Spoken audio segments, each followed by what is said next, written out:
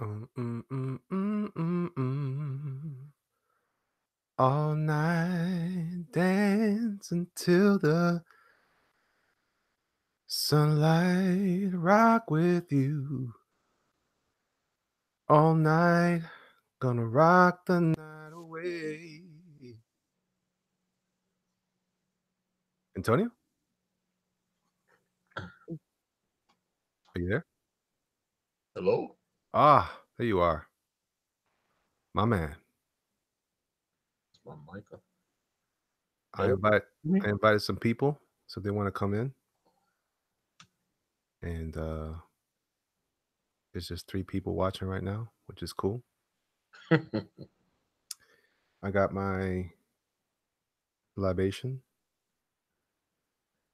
Viva la libation. That's some hard stuff, but it's good for the soul. It's good for the soul. Chicken All right. soup is good for the soul as well, sir. Yeah, so I'm gonna be I think I'm gonna draw. What should we do? Guys, welcome everybody, one and all, to the Jerkmonger Show, coming at you live from Tampa, Florida. It is 2:22 in the morning right now. You're having a good wide shot of my studio. I am just chilling like a villain, listening to Bob Dylan. I'm not listening to Bob Dylan at all, actually. 43-2, heck. What up, dog? Sup, mijo? How you doing? How you doing, mijo? What's up? Mm. ¿Qué pasa? Tú sabes. Let's see. All right. So yeah, man, I'm just gonna draw tonight. I'm gonna draw in Photoshop. I'm gonna switch my camera over to Photoshop for a little bit. So y'all can we can just talk about anything, Antonio. I need the distraction. All right. Well, All right. I You am always up to run my mouth and talk about things. So got Sean that's Tillman with the what's up, Elliot? He tries to spell the sound effect for EVPs. mm. I sent the link to Brian Shearer, but I don't think he's gonna come in. He's You he never knows. They might come through. Well, he's asleep right now, I think. He's trying to keep a schedule. I'm the only knucklehead trying to stay up all night. No, I'm a night owl, dude. So Yeah, well, you know. All right, all right. All right, all right. We got 7 people watching now. Oh, snap. Oh, yeah. All it's a right. packed So house, brother. it's a packed house. Hey, we don't need a giant, we don't need what's it called? A throng of people. We're good. Not to mention, always, that's a good thing about being monetized. When they come back, you get that ad on there. Yeah. Uh, Yeah, we'll So be all right. We'll be all right. We're just gonna be on for a little while. Legendary Monkey says, "What's up?" Did I read that already? Uh-oh, my drink's already affecting me. All right. I'm forgetting the chat. I'm forgetting what's going on. All right, so I'm gonna go ahead and switch over to the photo of the shop. Oh, but before I do that, let me just share something with you guys. I have launched, with the help of my friend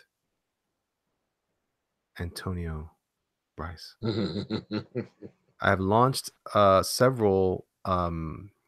Well, it's one big Teespring store for my T-shirts, and I heard. By the way, Antonio, I heard that they are very good prints. Oh yeah, that's what I was. I should be getting some more samples from my brand store in within the next few days, actually. But I know the Amazon stuff is good because the stuff Ethan was showing on his stream was fantastic. The Cyberfrog shirt that I sent him and the Yeah, other yeah. shirt. So yeah, that stuff looks good. I'm very much looking forward to my Teespring merch. No, but even I'm just saying, even just as as a as like the quality of the print itself is really supposedly really good too. Okay. So that's very encouraging because that's always a big deal with these on-demand print places. Like you just don't know if you're gonna get a good quality print. And hold on, I'm trying to find my screen. So the reason why I'm telling it to you guys is because if you are interested in purchasing original Jerkmonger product, that's right. I created a graphic that I use for my intro and outro. And so if you guys are down, you guys can actually say, "Hey, I want to be down. I want to have fun. I want to have fun. I want to play." So I'm going to let you play. Check it out. This is what I got. I got my I'm gonna try to put back on the chat real quick. Uncanny Kodiak, what's up, man? Yeah, I had my schedule to where I was getting up at 5 a.m. Now I don't go to sleep until daylight. Didn't go to bed until noon today. There you go. Black kids, they sabotage your auction, Elliot. Those dirty buggers. Oh, I'm not gonna go there right now. I'm not gonna go there. Great White Dope says, fresh cut, brother. Scalp looking healthy. It sure is. Mr. Boyette, how you doing? That was fun. I feel wiped now. Yeah, well, Mr. Boyette, I love you, sir. Thank you for hanging out with us for the time that you did. So just so you guys know, like I said, the description, the links are in the description. And yeah, I just looked at the description. You can see them there. You can jump in, and this is my Red King. What this Red King is, it's a let's see, is it gonna work for me? Is it gonna click? Is it clickable? Why won't it click? Oh, for crying out loud. Ah, gee whiz. All right, so here we go. This is a piece of art that I did. This is mostly for a test. I wasn't sure I was going to do this, but I'm leaving it up there for now. It's pretty cool. It's pretty cool. I'm digging it. Good morning, Daniel. How you doing? How you doing? Daniel, my brother. Uh-huh. Uh-huh. Uh-huh. So this Do is one you of still? the stores that I have up right now on Teespring. What I did is I when you do I could do a regular store, which I did. It's called the Jerkmonger store. And you could go on Teespring for just Jerkmonger, and you have to go through several pages to get to the next product, the next image. So what I did was I just went ahead and I went ahead and I put in the all the I try to break it up into its own store. So if you're interested in a Jerkmonger show, the Jerkmonger show t-shirt or mug or whatever, you can get it right here on Teespring. And I'm going to tell you guys the truth. The prices on here are very reasonable in comparison to other these t-shirt sites that I've been on in the past. Yeah, definitely, definitely that. Yeah, they're very competitive and very reasonable. And when you buy from people in Teespring, you actually get the artist gets more of that cut. So it's a better thing if you like the product, if you like what you see, by all means, give it a spin. So like here, I've got the regular classic tee, Jerkmonger tee. Did it work here? How did I do that? How did I mess this up? I'm supposed to click on something, right? Dang it, man. This is tough. This is tough. This is the only downside of Teesprings. I don't understand their interface very well. I'm kind of a am I just a noob? Is that what I am, Antonio? Yeah, we can work with you on that though. Yeah, We yeah, can yeah. work I'm like, with why won't it click? Why won't it click? Now I gotta wait a minute. You know what? Oh, okay. I see. I'm gonna show your thing there. Antonio, have I made you? Yeah, you are a you. Yeah, yeah, yeah. I'm a mod. mod. Yeah, yeah. So check it out. This is pretty cool. So I'm gonna click on my t-shirt, and if you scroll down a bit, you get to see the different colors that I put that on. And these are fun colors, man. These are cool. If Yeah, you're I got about my setup where you can get pretty much every color that they offer. yeah, yeah. There You were know, just some that I was like, I don't know if that color works so well. So I mean, I always give the option because you may think it looks ugly, but the customer might want it. well, that's true. That's And it true. doesn't, you're not losing anything because everything's printed on demand. So I give them every option. If they don't want it, then that ain't hurting nobody. So Yeah, yeah, yeah. So, but you get to see some interesting combinations here. That pink works good. You'd be surprised how pink works. A hot pink. I like it on white. So yeah, this is really cool here. And then we're not going to exclude the ladies because we also have. Let's see, where do I have that here? Blah, blah, blah, blah, blah, here, women's product, and also in various colors. I just picked the color that I thought would be good for all you guys. So it works out. But yeah, my favorite though is this charcoals or blacks. They're my favorite colors. And this midnight. This is called midnight something or other. I think it doesn't give me the name here, but it's like a midnight blue. I like that color a lot. It's nice. It goes great with the hot pink. Anyway, so yeah, you have it. And then I also have the Jerkmonger. I also have this thing I'm planning on doing called the Grind. It's a store. It's going to be a show that I'm going to do just when I'm drawing commissions. I might just put it on there. I might not even talk through it. I might just kind of chill and just relax. And I know Antonio doesn't like the logo. Many of my boys didn't like the logo, but I love it. I love it. I'm big on the pink thing. My connection was interrupted. Reload, sucker. What the hell? What the? Great White Dope says, "My buy a green one got me walking around looking like a watermelon." Dig it. Yo, well, that is a potential issue for sure. Um, so yeah, so here oh no, what did I do? Oh, what did I do? What did you do? Boomer Stream. Oh, Welcome. gosh, nah, man, it's cool. So yeah, it's called The Grind. And what's cool about the artwork is that you can't really appreciate it from here. If I go on the sticker, where's the sticker? Do I have a sticker? Yeah, a sticker. It's basically that's not a sticker, that's a t-shirt. Let's look at the mug. The mug's gonna be all right. Yeah, So dude. it's basically it's a meat grinder full of like wires and headsets and USB cords and Doritos and energy drinks. And I actually designed this originally for a company I was doing work for, and they rejected this concept. They wanted something a little different. They liked it, but I like this because it kind of has like a nice skater feel to it. You know, like a skate thing going. Rodwell, how you doing? With the watermelon. Oh snap. Came here, Vane says, came here because Mike's stream went downhill fast. Had call-ins where all you could hear was mumbling. Yeah, well, there you go. Force One. Dude, do you have coffee mugs? Yes, Force One. Look, coffee mugs right here, brother. I'm trying to tell Yeah, I you. gotta add that stuff, man. 'Cause I'm like, So Red King is that same graphic. And if you go to the mugs, I'll tell you what, I had fun laying out the socks. I was like, what am I doing? Obviously, this is gonna be on here for probably a short time. I'm just saying. Um, well, thank you, Head Rock, for the word of the night, the evening. Do you have a Jerkmonger coffee mug? I do. I'm actually gonna do a Jerkmonger alone coffee mug. I'm gonna do the Jerkmonger show. The Jerkmonger show is my channel here on YouTube, and you get to see where is that mug? Where's that mug? Here we go. The Jerkmonger show. Check that out, dog. Check it out. Ooh-wee! Now you have your coffee. If I'm streaming in the morning, because I'm planning on starting to do a thing where I'm going to go to sleep early and get up really early. So I'll probably get up around 4 o'clock in the morning, and then I'll probably do a stream in the morning, a short stream, just like my morning muses, and then come back to it. So this will all be part of it, you kids, you wait a crazy minute. kids. You just gave me an idea. What's that? We keep talking about a show that we could do together. Uh huh. We could do, if you do a morning stream, we could rotate it back and forth between the channels and build audience.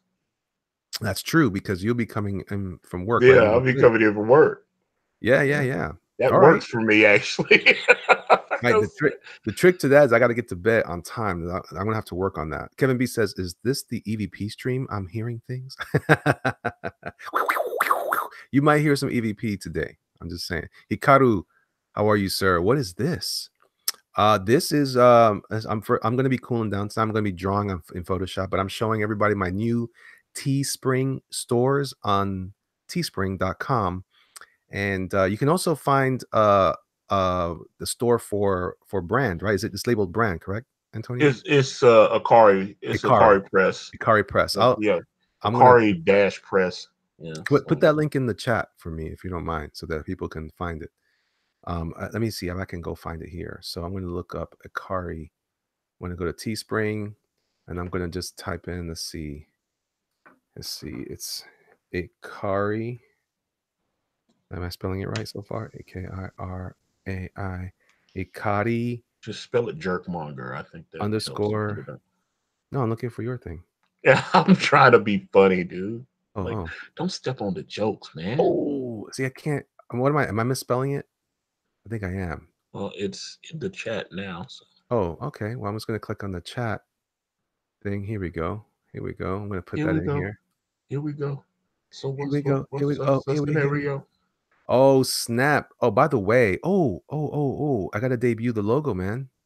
Ah, yes. That's gonna be cool. Hey guys, so last night, Antonio and I spent a lot of time together, and we finalized his logo for Akari Press. I'm gonna debut that with you guys. Have you posted already? I just the unfinished, because even the one in the store, which I got to update, is the you hadn't quite tweaked everything yet, but you had just sent me that on Twitter, and I just threw it up. So you know. Okay, all right. Well, this is gonna be so. What you see up here is the. Wait, am I sharing? Did I mess up my sharing? but sharing Oh, I is probably should just share, right? caring. That's probably the reason why. I'm gonna go ahead and present to everyone.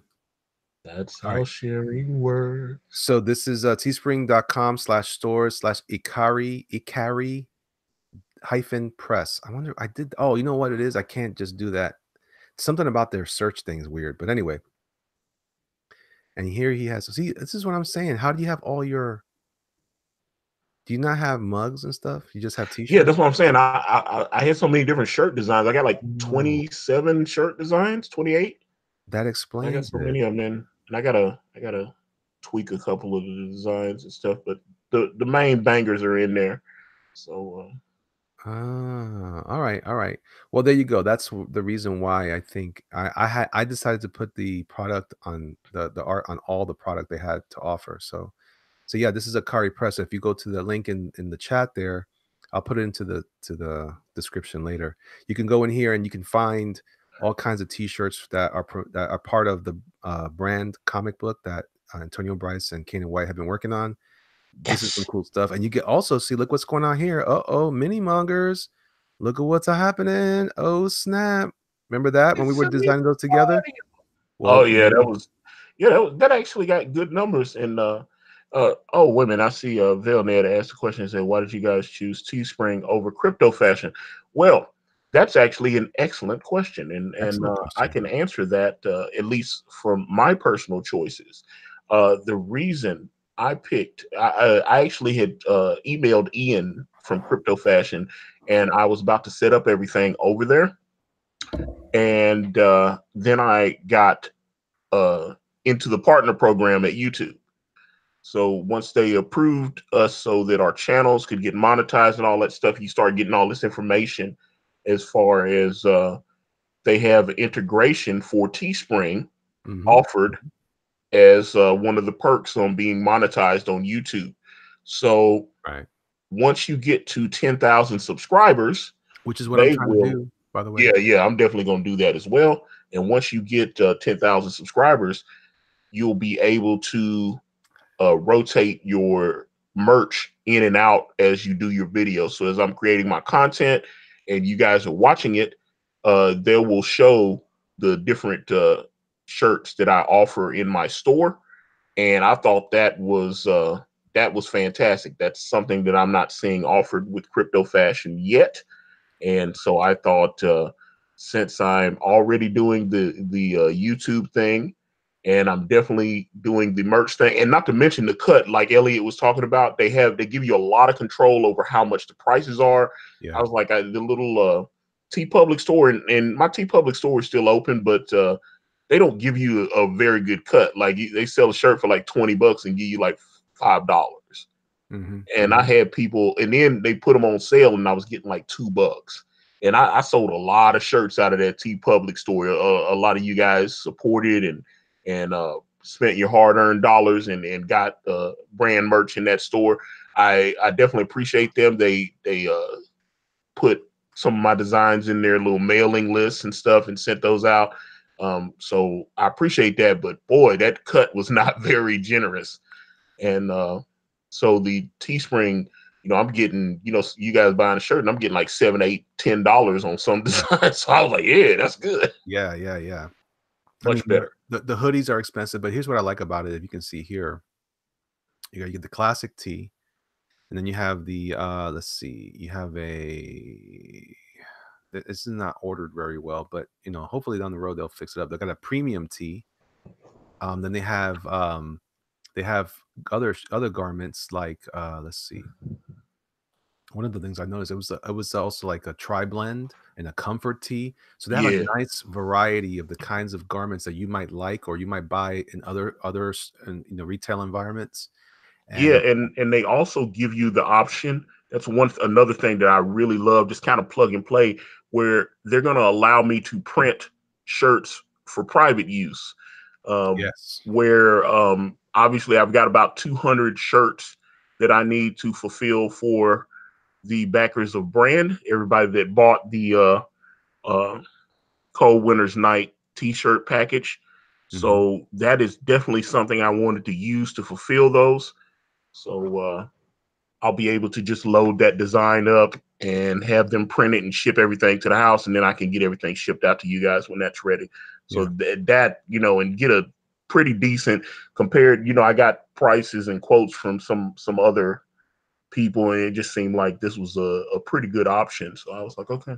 Yeah, make no mistake, I'm a capitalist through and through. I'm always looking for opportunities to expand my business, and I'm encouraging all of you to do the same thing. When you find an opportunity to have a partnership with another supplier that can give you a good deal on the product, you should really consider who your, who your partners ought to be. So for me, so far, this looks pretty good to me. So anyway, Jerkmonger Show store here, as you can see, there's mugs and there's also hoodies, and there's another thing too. They got comfort hoodies too.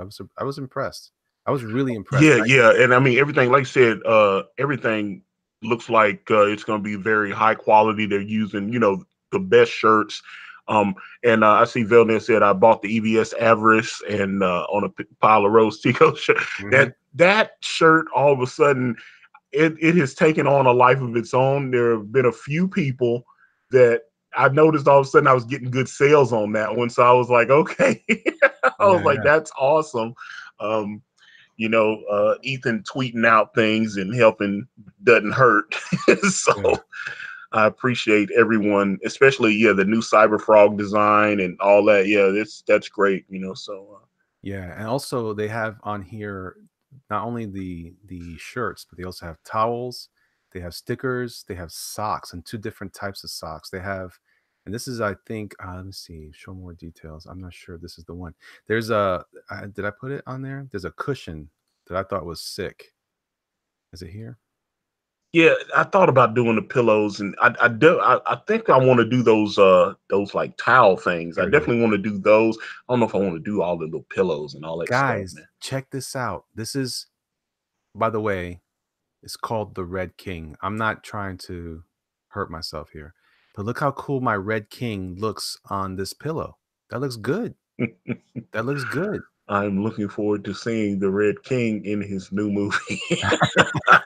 Yeah. Hey man, it is what it is. It is what it is. But the art grind is that way. My Jerkmonger Show pillow. I have a Jerkmonger Show pillow. Look at it. Look at it.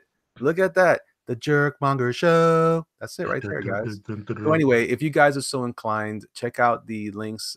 Thank you, Bear Arthur Brown, the Uncanny Kodiak, for he's my favorite moderator. He's always helping me out. Oh, 60 party pillows. Oh, ooh. Uh, Um, Man, I see, tried to get it's Sashi's been so busy, man, because I hit her up the other morning. I was like, "Can you go?" And I mean, she's finishing.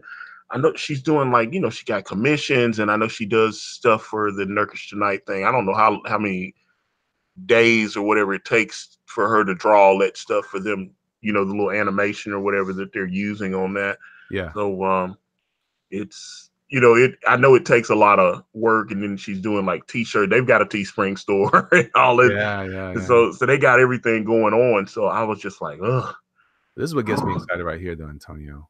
You can have a mug, and when you do your show, you can have the sexy party mug on your desk. Anyway, the guys, listen, it's in the description. If you guys are so inclined and you think, hey man, that'd be pretty cool. I want to support Jerkmog. I want to support Akari Press. I want to support my people. This is a great way to do it. You get something useful out of it. You get to wear a shirt that looks nice and clean. It looks tight. I come from a t-shirt designing world. That's my background. I designed t-shirts. I was a creative director and art director in garments like this. So, the way I kind of see it, um, it's basically trying to just get my brand out there to kind of help build the community. So I'm really depending on you guys to help be part of that. Let's see. Marlboro Man says, Elliot, I see one or two prints for sale. Do you have others? Prints. Well, they have prints in here. I'm still trying to figure out what I'm gonna populate these stores with. As I said, this is all very new for me. So as you go through, the grind has its own products. I'm gonna try to put more stuff in here, but it just depends. So because I know we also have another website called Big Brice Designs where I do my magnets and my other items, where you'll see that stuff from my stuff. What you call that? Mini mongers. You can go there and find that stuff as well. So, anywho, while we're on the subject of art, I'm going to go ahead and change my thing. So thank you guys for indulging us and listening to our basically our sales pitch. So if you guys are down, we really, really appreciate you guys. I'm going to also share with you. Let's see, my Photoshop screen here. And what I'm going to show you on the Photoshop screen is I'm going to open up a document and I'm going to reveal to you guys for the first time together, because we were going to do this last night together. And we ended up talking for a while, but It was actually a fun conversation, though. I enjoyed yeah, the it was good. conversation. It was good, but I'm going to unveil the Akari Press logo finalized. So what Antonio's been showing you guys has been the concept more so than the actual finished file. And here I'm going to show you the finished file. So brace yourselves. You get to enjoy. This is what I do when I'm designing a logo for someone. I take it kind of a little further. I'm trying to create more than just. Man, where did I put it? It's on the desktop, right? Oh, miscellaneous. Uh-oh.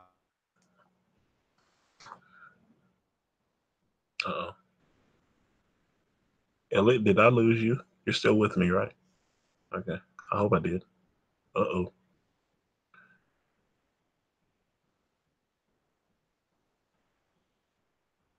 Uh-oh. Part of streaming.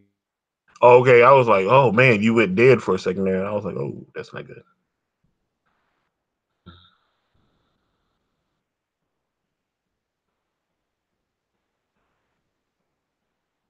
Highway to the danger zone. Oh no, we didn't. Oh, not good. Well, all right. Well, you guys can still hear me. So, how you doing there? How's everybody doing? All right. Hopefully, we can get Elliot back, and he can. Oh yeah, we definitely lost him. He's gone from the hangout, but it's still up. So hopefully he can join in. And well, all right. Well, since it's just me, It kicked me out, man. oh, okay, hold up, you're back. Okay, good. I'm back. Okay. All right, let's try this one more time. I'm sorry, guys. It kicked me off. I was just reading the chat, and Bear says, "Yeah, it's been acting weird lately," and yeah, it has. It just kicked me off. All right, let's try that again. Are they really talking about scat in the? Boy, what is going on? Okay, I don't even want to. I don't like talking about mailing. Oh damn! What are y'all doing? Yeah, I don't know what's going on over there. All right, so I gotta find. Wait, where's my chat? I lost my chat too. Oh, wait a minute. Cool down. Here we go. Sorry, guys. John Malin's like he's just tapping things. Why are you hiding, John Malin? You can come in if you like, or can you send him a link real quick? I can definitely send him a link. Yeah, and you don't hear me, right? You don't hear yourself in my thing, right? Nope. Okay, good. That means I can start using. You know why? Because this microphone is good for. It just does the front of the microphone, so it works out pretty well. But anyway, so what am I trying to do? I was trying to show you guys. All right, so I'm going to go back into Photoshop. Open a documento. El documento. I'm very disappointed that all your stuff is not in Spanish, by the way. Hoy en The Jerkmonger Show tenemos Antonio Brice y también tenemos el Jerkmonger también. You know, I'm actually what was the guy Spike Valentine? I had asked him a few months ago about maybe taking my script once we get it finalized and translating it a Spanish version so that we can put out a Spanish version of Brand, maybe get a brand new cover. That would be maybe Comixology exclusive or something. And that's cool. Something I definitely want to have it translated into other languages. So, so check it out, guys. First time ever. This is the reveal. This is how I design my logos, and this is how I lay them out for my clients. I also provide the PDF. I also provide PNG files and JPEGs if necessary. All of a sudden, he turned into Buzz Lightyear from Toy Story 3. LOL. Who's that? Oh, me. Moxnix couldn't couldn't take the unicorn poop. Oh, well, you know, some people, that's what they do. So anyway, so you can see here what what I've developed here is a logo sheet, obviously, because it's labeled logo sheet. And next to it, I have the word mark and what we're calling the standing man logo. So you guys are kind of getting a behind the scenes thing.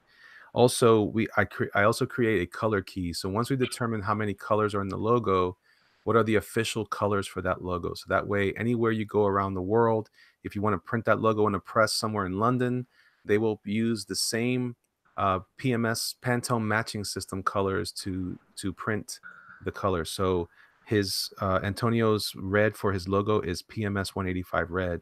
And here's what we have, guys. Check this out. This is super cool. Super, super cool. Um, a little bit of you know, whatever there because of whatever. So we have a silhouette of a character. Do you want to tell them who the character is, or you want to keep it mysterious? I You know think what? I used to think it was David. I don't even think it. I'm gonna be honest with you. I just think it's. I think it's just a hunter. I don't think. yeah, Yeah, yeah, it's just a hunter. it's the Period. Isn't it? hunter. So we and you guys remember when we were designing this, we went through a whole thing and we talked through it a lot. So here's the standing man logo. So it's the hunter or the standing man. That's that version of the logo. So this is what it would look like on black. I also, what I try to do is give you guys, my clients, I give my clients variations of what that would look like. Because what good is it if you put this logo here on white, all of a sudden press disappears, right? Yeah. So we also want to make it so that it works on black or white as well, or dark and light garments. That's the whole thing. I always think in terms of t-shirts. That's how I think. But it can also be that you're printing on a black poster and or a poster that has dark colors in it, maybe something like that. So we also have a one color version. So in case Antonio ever wants to get this embroidered, this is something he can do with that. Again, always trying to find ways to do that. And then we came up with a solution that would work on red only. So this is the red only logo. This is how we would only show it. Now, he could always, right, Antonio, if you want, you could always make the press white, or it could all be white. This is just a one color version of it. You could change how you want to change it. So whoever the designer has all the parts necessary. And here's the what we call the backup logo, where it's inside of a rectangle. So there you go, guys. This is the Akari Press logo, first time reveal to the world. All the parts, all the pieces, you guys get to see it. And this is how professionals do it. We put it together in some sort of format and get that over to the customer. They have all the parts they need. They can take it to their printer. They can take it to their magazine. If a magazine wants to do an advertisement, or they want to run an advertisement, their ad department can use this sheet to determine what is the best logo for the best solution for their needs, right? So Incredible Hulk 180 says, I dig that red only. I dig all, really. Looks great. Thank you, Incredible Hulk. I appreciate that. Tempo 75 says, hot, hot. And right, well, in a very nice, calm voice says, very nice. Mm. Let's see. Jude Vandalian says, this stream is so much better than Mike's. Oh, I know, we're just different. Daniel Liebert says, make car windshield stickers in all those colors.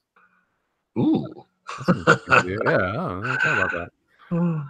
Yeah, so it can certainly be stickers. It can be anything that the client wants. And in this case, Antonio was my client, and we worked it out, and it works great.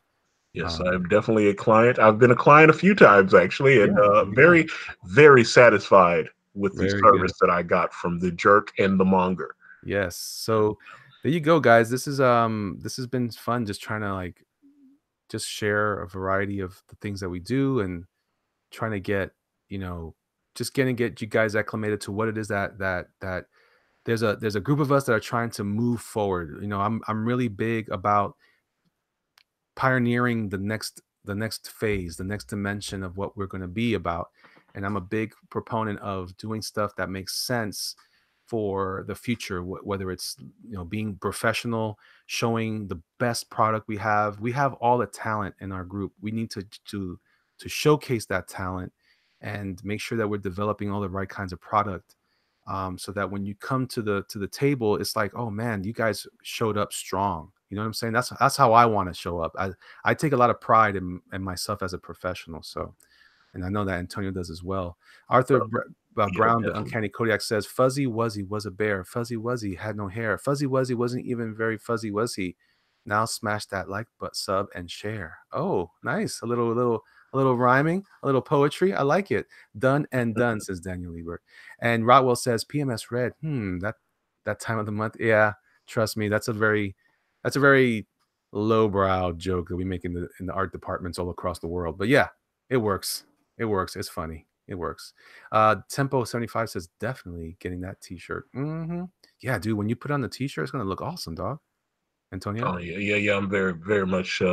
That's actually. I'm trying to remember.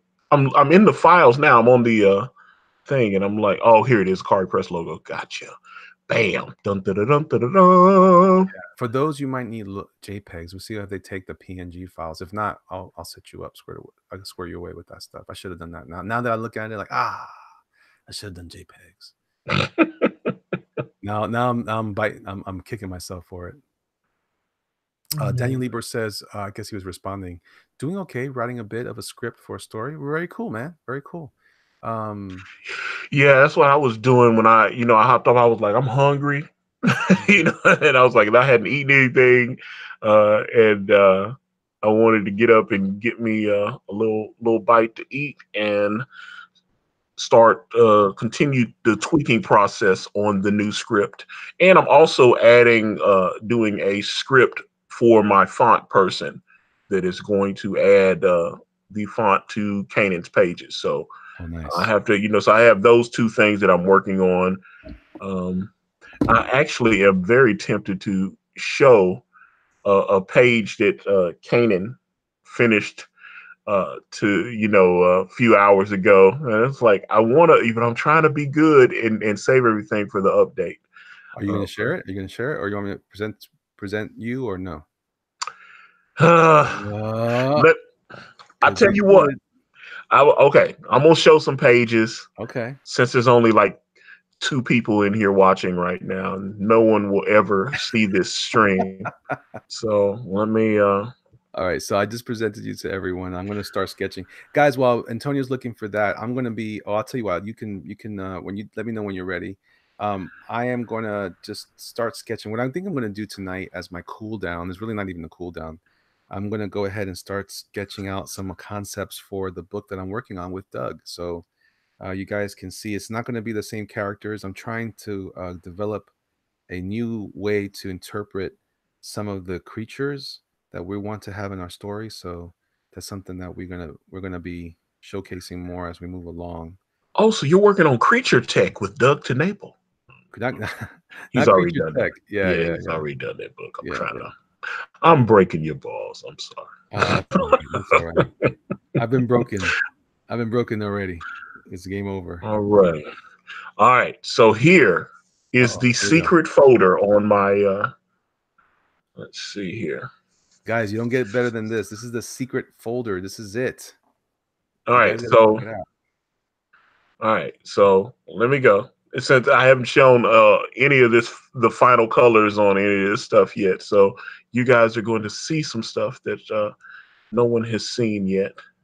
And hopefully, man, that's one thing about them all being those big TIFF files. They take a second. So Oh I yeah. will mumble while the page is loading. And hopefully, you guys will stay with us. And da, da, da, da. Yeah. So how are you, Elliot? Come I'm on good. I'm over. gonna switch back to me until Yeah, your yeah, screen yeah. pops up. I was like, this is irritating. It's not. It's almost there, but Okay. yeah. Okay. All right. But All right. yeah, keep talking while this is loading. Yeah, yeah. Gotcha. Gotcha. Gotcha. Oh, Yeah. there we go. Okay. Okay. I'm gonna switch back to you now. Or maybe I didn't switch back to you. Oops. All right. I think we're still on you. Let's Yeah. see what Okay. Because I mean, like, if you owe me, the page is there now, and I can let me do a little zooming, and we can do some moving. So this is the finalized colors on the Ooh. two-page spread, pages 2 and 3. You can see young Dawn there, and there she is getting picked up by a gentleman by the name of Edward Lind. And Uh-huh. He looks strikingly similar to our good friend Mr. Edwin Boyette, and then he's picking her up. So and there we have the very sinister Mr. Lionel Solomon and Tobias Stone, and then we have Dawn checking out Edwin as he's he's checking to make sure he got that bag secured, and then right here in the corner is Akala, and then Jen and Jade Yang, and that is Akala, which is he is the king of Sambazi, and he is Lionel Solomon's adopted brother. So yeah, I really love how the final colors on this turned out. I think they really turned out nicely. Nice. And Great, let me man. It see. looks sick. It Yeah, looks well, sick. yeah, I'm really happy with them, and maybe let me see if I can show you one more page. I'm liking your colorist, man. I'm liking your color. I might steal him. Oh, don't take my colorist, but that would not be. Oh, there we go. All right, so this is Woo. all right. So now that we're getting a little cooperation here from the laptop, this is Detroit. So we're and this is an actual place. This is an actual bus station from Detroit, and Canaan, he looked this up as a reference. And woo, wow. All right. So Pretty. look at now. This was an actual photo. This shirt. I saw a photo of Edwin that I'd given Canaan as a reference, and Edwin was wearing this shirt, and I just loved how he recreated it. And I actually gave this picture to Kid Icarus, and he used that to color Edwin. I mean, look at the pattern. Look how great the detail is on this. Yeah, that's nasty. And yeah, okay. So I really love, I mean, look how the light, and there's my man Fame. I love Fame. He's gonna be a fun character. So Wow. all right. Even you want one more? Or should we Yeah, just be yeah, I want more. I want more. all right, all right. So I'm gonna show one more page. Incredible Hulk when he says, Edwin, what are you doing? All right. So this one's obviously not colored yet, but we're getting flats put on this page right now. Right. This is Fame and Rita checking out Dawn, and Fame kind of getting disgusted because Dawn's having a change of heart and deciding not to rob Edward. She feels bad that she robbed him after he'd been hooking her up and showing her all this love. And so he decides to leave her with a few stacks and drive on off. And Nice. then she goes off in there, and then Fame and Rita, because Fame came to the bus station searching for fresh talent. So he thinks Dawn might be that particular person that he was looking for. Now I have a couple more pages, but I'm gonna leave those. I'm not gonna share anymore, and we're gonna get on with the Jerkmonger show. Right on, But man. those I'm going to be sending once I get the final colors back for page 5. I will be sending I'm going to be sending that out to a big update for our backers. And yeah, I really, yeah, and I agree. I am saving all the black and white files because everybody keeps telling me, hey, this needs to be black and white. Yeah, I was just man. like, I am saving the black and white files. So maybe on the next campaign, I could do like a book 1 black and white edition or something like that. Maybe even have a black and white cover. I've got so much art stored on my computer, and it's like I said, Canaan's been putting that work in. I was like, he's giving me like 3 pages over the last few days, and I'm really, really proud of him because I can be difficult. And I'll just, it's like, It could be a little different, huh? well, I can definitely say Jude Vanelli. Yeah, I don't want to say your last name, whatever that is, Vanalian. I don't know, but Akala and T'Challa. I can assure you that Akala is not the Black Panther. He is not the Black Panther. Wow. And now the powers of the Black Panther Yeah, will Black be Panther. stripped away. Wow. You sound just like you were one of the extras. Oh man, I was like, I always laughed at Forrest Whitaker with that. I was like, dude, you got an Oscar. What are you doing? He's like, and now the powers of the Black Panther will be stripped away. What? Hmm. And Yeah, yeah, I that's was like, cool. his That's good. accent kind of stood out among everyone else. A little And bit. it just kind of threw it. I was like, why do you sound like you're not from Wakanda? It's like, you sound like you're an American trying to talk to the Black Panther. Really? He doesn't talk normal? I was thinking I was gonna learn how to talk like that from him. I get the feeling. I get the feeling. Like at the beginning of the movie, the guy that played the young, what was his? I can't remember. I know his American name was James because that's what Killmonger called him, Uncle James. But the young version that was the what do they call them, war dogs. Yeah, that young version, he had a good African accent. That guy had a great African accent. But Which one was that? the guy that played the young Forrest Whitaker, that you have you not seen? You seen Oh, Black yeah, Panther? yeah, yeah, yeah. I Yeah, remember yeah. now, yeah. Yeah, but he says, James, you lied to me, James. You lied. You betrayed to me. He come and say, The you betrayed young me. Forrest Whitaker was, actually his son, right? That was Forrest Whitaker's son. No, you're talking about the guy that played the young T'Chaka. The young T'Chaka was played by the old T'Chaka's real son.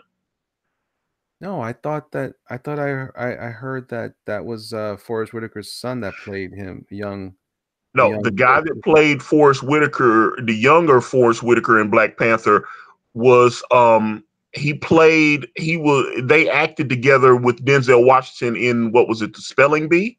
Or whatever that movie was. They had worked together before when he was a kid Okay. in that Spelling Bee movie. They're not related, no.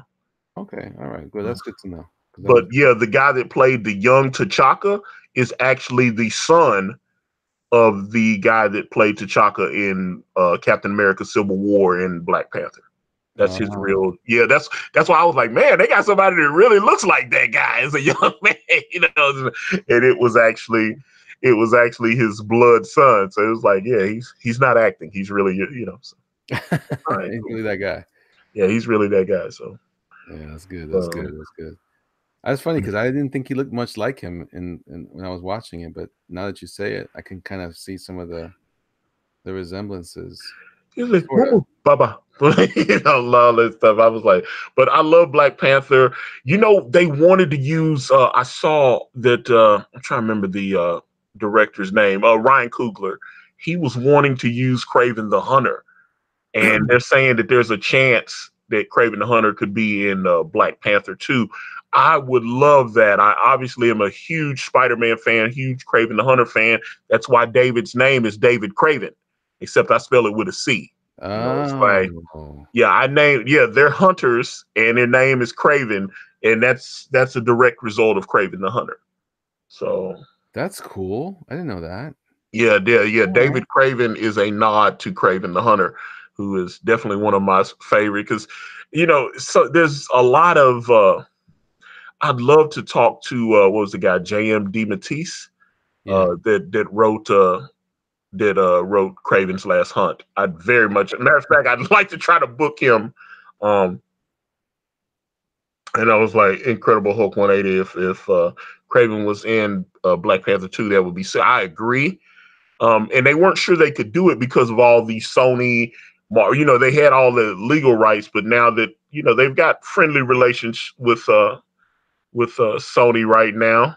Because Sony's like, we're not giving you the Spider-Man back, but maybe we can work something out. Yeah, yeah, yeah.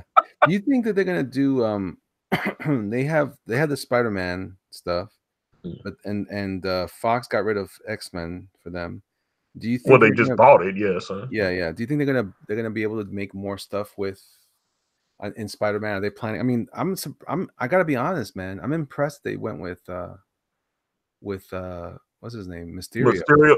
I was shocked by. Well, I thought it was. I was like, this is gonna suck. And you know why? And I actually like all those old Stan Lee, Steve Ditko villains are just they're special to me. Rhino, Craven. It's like all those old school, Spider-Man villains. Yeah. The old one, the Vulture, which that was. I didn't like the way. I gotta be honest. I didn't totally love the way they did the. I didn't like the big pilot helmet and all that kind of stuff. I kind of wish they Really? had. I don't know. They went too realistic. Okay. There is a fantasy element. I think you should give him. I saw some really cool concept art that it's just like some of the concept art I had saw that Alex Ross did for the Sam Raimi the Sam Raimi Spider-Man when he had a really cool version of the Green Goblin suit that they should have used. And they ended up doing, all of a sudden he's got this metal mask on and stuff like that. I'm like, I like the version of the Green Goblin where his mouth is moving and stuff like, where he's got a mask, but I don't know, you could like it's some kind of weird plastic living polymer or whatever, and then put like a tech goggle in there. There could have been, I don't know, I would have did it a little different because you've got a great actor like Willem Dafoe, and you all of a sudden you can't see his mouth moving, he can't emote. You know what I'm saying? He's like Oh, talking okay. through metal. Yeah, And I yeah. was It's like like, Green Goblin. Yeah. yeah, I would have really loved to see because he makes such great facial expressions and everything. And I would have loved to seen his mouth moving and stuff like that. I mean, you saw how great he was in Aquaman. I was surprised. He didn't have the biggest part in Aquaman, but I really liked him in Aquaman. And I was like, Yeah, Aquaman was yeah. dope, man. I was Aquaman was just surprised dope. that he was in there. I didn't know he was going to be in that movie. Yeah, I So didn't either. They weren't really I guess they were trying to keep things on the low. yeah. And it's like Incredible Hulk 180 covering Willem Dafoe's face was an awful. And I agree. That's why I was sitting there. I was like, dude, you got a guy that's got a unique. He's got a unique talent for facial expression, and you cover his face up, and nobody can see it. And then all of a sudden, you zoom in, and all you can see is his eyes through your. I was like, man, what are y'all doing? Yeah, They yeah. could have. They could have really played with that. I mean, it was I liked Spider-Man, but I didn't like the and if you saw some of the old Alex Ross concept art, they could have done so much Oh, with yeah. he had like this. He really looked like a spooky goblin. He had like he kind of looked like Hobgoblin. That's Alex Ross's design. Kind of looked like Hobgoblin. Did you see there's a video out there of what they were planning on. I think this is what it is. I'm not sure if it's true or not, but they were planning on doing the goblin as a mask, like a robot, or what do you call that? Oh, for crying out loud, what is it called? Not a robot, but a puppet mask. They they Hmm. they did a whole thing where his face turned. I guess they were planning on making him become the Green Goblin, like the way it was in the comic, where he kind of transformed into it, like a Jekyll Hyde type of concept. Ooh. Okay. Yeah, there's a video out there. You can see it, and it shows the mask emoting, and I was like, wow, it looks amazing, amazing. Hmm. So it's definitely worth a look. But that would have been a great. But I wonder if it's just at the end of the day, was it just because they were, we gotta remember that was 2002, right? The first Spider-Man movie. Yeah, around that time. Yeah, it was definitely after 9/11 because I remember it happened after 9/11 because the original Spider-Man promo posters, they had the Twin Towers in there, and then they had to go in there and take them out. That's right.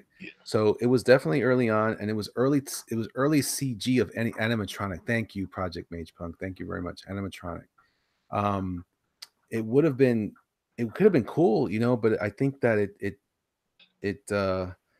must have, because that stuff is still not cheap. I mean, animatronic and what, gosh, what's it called? When it's not CG, it's just regular makeup. Anyway, that stuff looks pretty cool. Um, so it could still be expensive though, because you're still kind of have to create these molds and these masks, and Yeah. I would imagine that it still could be a challenge. So it's unfortunate, but you should check it out. It looks really, really cool, really, really cool. And he looked creepy like the Green Goblin. It looked really good, man. Oh, but Mm. they went with that robot mask, like a Power Ranger. That's stupid. Go go Power Rangers. Green Ranger. I follow the guy that played the Green Ranger. I follow him on Instagram. I can't remember his name, but yeah, I know he does. I didn't know he was like a legit martial artist for a little while. A couple years ago, I saw him like actually doing.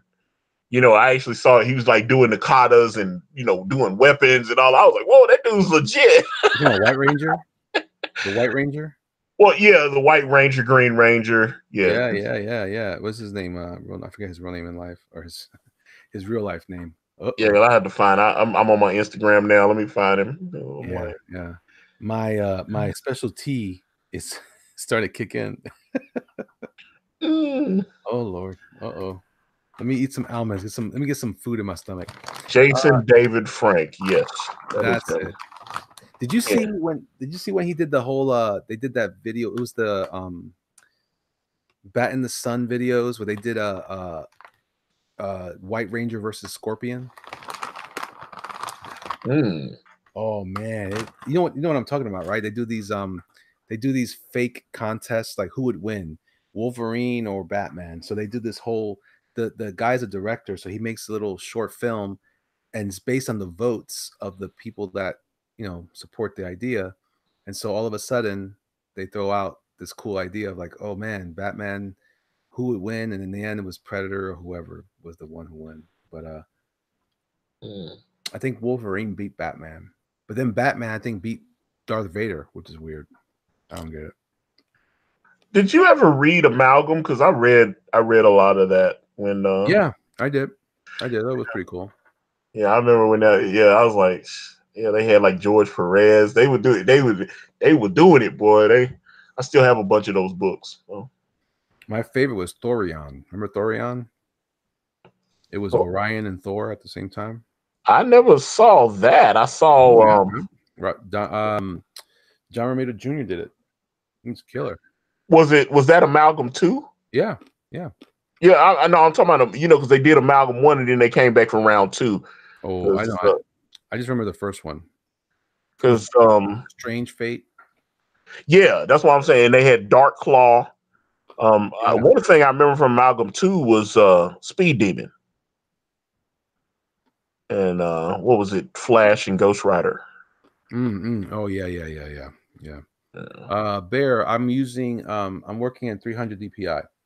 300 DPI is your basic DPI for drawing most things in digital. I wouldn't go higher. You can if you want to enlarge your artwork further, but I think that for the most part your DPI should be 300 is good for printing. Actually 100 is fine for printing, but in case you want to use that artwork larger, 300 is still a good balance between the two, between 100 and 600 DPI. So give it a spin. Tell me what you think. Hey, Mike Miller says, Blacklist Universe. Hey. Hey. What's up, man? Hey there. All right. Hey there. I gotta get Tug to teach me how he does that. Hey there. That is funny. His voice is always so soothing. It's like, hey there. Sometimes his videos don't match his voice, right? Yeah, it's like he throwing me there. So the SJWs. So hey, wait a minute. You going in on them? I'll be like, all right, man. I can't get it, Tug. I'm like, okay. Hey there, neighbor. So this Batman looks a little weird. His face looks jacked up. I fixed that. That helps. Draw the Batman from Batman White Knight, where he's got those collars and stuff. Yeah. I was like Sean Gordon Murphy's. I was like, that's a unique take on the Cape Crusader. Man, I love Sean Gordon Murphy. Love his work, man. Love his work. And I tell you that I bought a sketchbook from New York Comic Con, and okay. He did a Robin drawing for me. Someone got mad at me. Someone got mad at me because I tweeted out a copy of that I had bought his book. I was like, Batman White Knight's incredible, man. I think that's a great piece of work. I'm looking forward to the next one. I was like, it is what it is, man. That's ridiculous, man. Why would people be upset about that, man? Art is art and good is good. What do people want? Yeah, I was like, and Sean never treated me with disrespect or anything. No. So I was like, hey, the book is great. So I was Yeah. like, I love it, man. So yeah, And I very much, but I had Sanford Green on last night, and very much looking forward to the rest of it was Sierra Whiskey, man. It's because it was the White Knight. oh Uh, Lord. Oh but Lord. yeah, like we were talking about Bitter Root with Sanford Green on my channel, and I'm looking forward. I've read 3 issues of that. It's great. So I'm very much looking forward. I'm gonna get that trade paperback on Amazon. I think that's a good book. So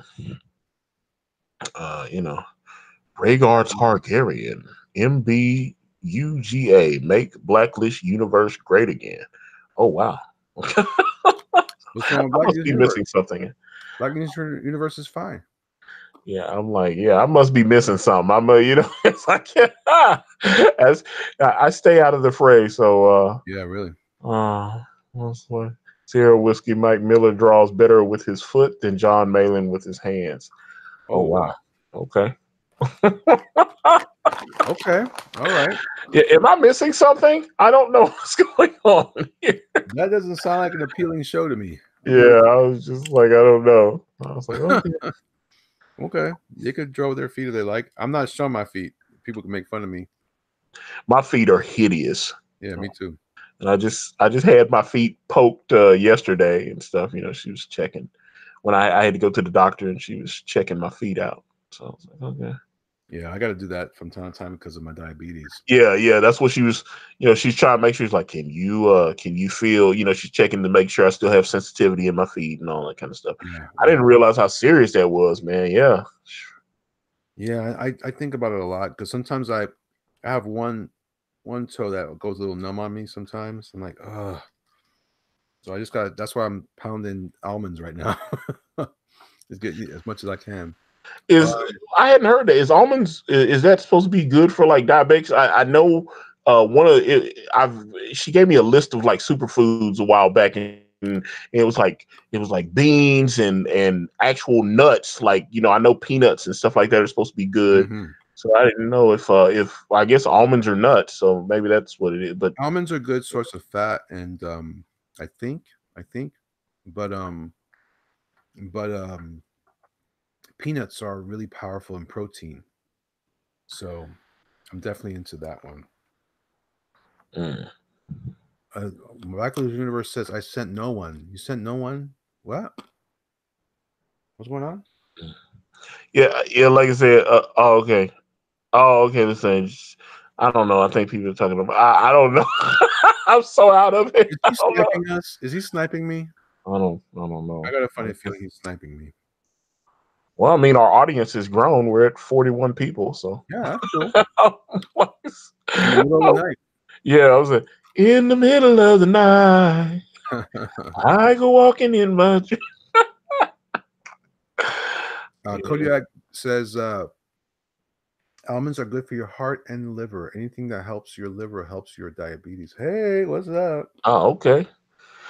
So I need to work that back. Okay. Really, So, the one that says Elliot B. Good. What do you mean? mm. Okay, so people are disavowing Mike. Says Sean Tillman. We're here on behalf of Mike Esmil to disrupt your conversation. Show us your toes. I don't think so. ah, ah. I don't think so. Oh, Anyway, hilarious. but yeah, so I'm yeah, I'm definitely excited about this year. I really want to make a better effort at healing up my body a little bit, and it's hard, man. Like I still like to eat donuts and stuff. I know I shouldn't, but I have cheat days where I try to not and then I go, okay, I managed to go this long without getting anything sweet, so now I can get something sweet. So right. once I eat something sweet, then I forego it for a few weeks, and then I go. You know what I'm saying?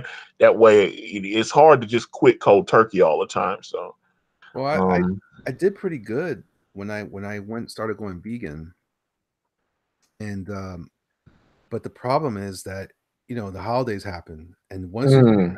reintroducing meat and stuff like that. I mean, I'm not vegan because of any specific reason.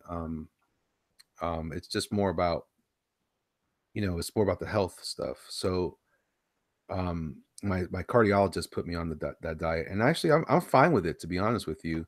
But once you start introducing meat, there's something about meat that is just so good. I love meat. I don't want to give it up, but I have to because of my heart stuff. So I don't know. I don't know. I'm evaluating my diet more and more because I'm like, well, see me, I already drink like black coffee. I don't even put any sweetener in it, or I'll drink black coffee with almond milk. I won't have regular milk. So I'm trying to stay adhere to the non dairy protein stuff.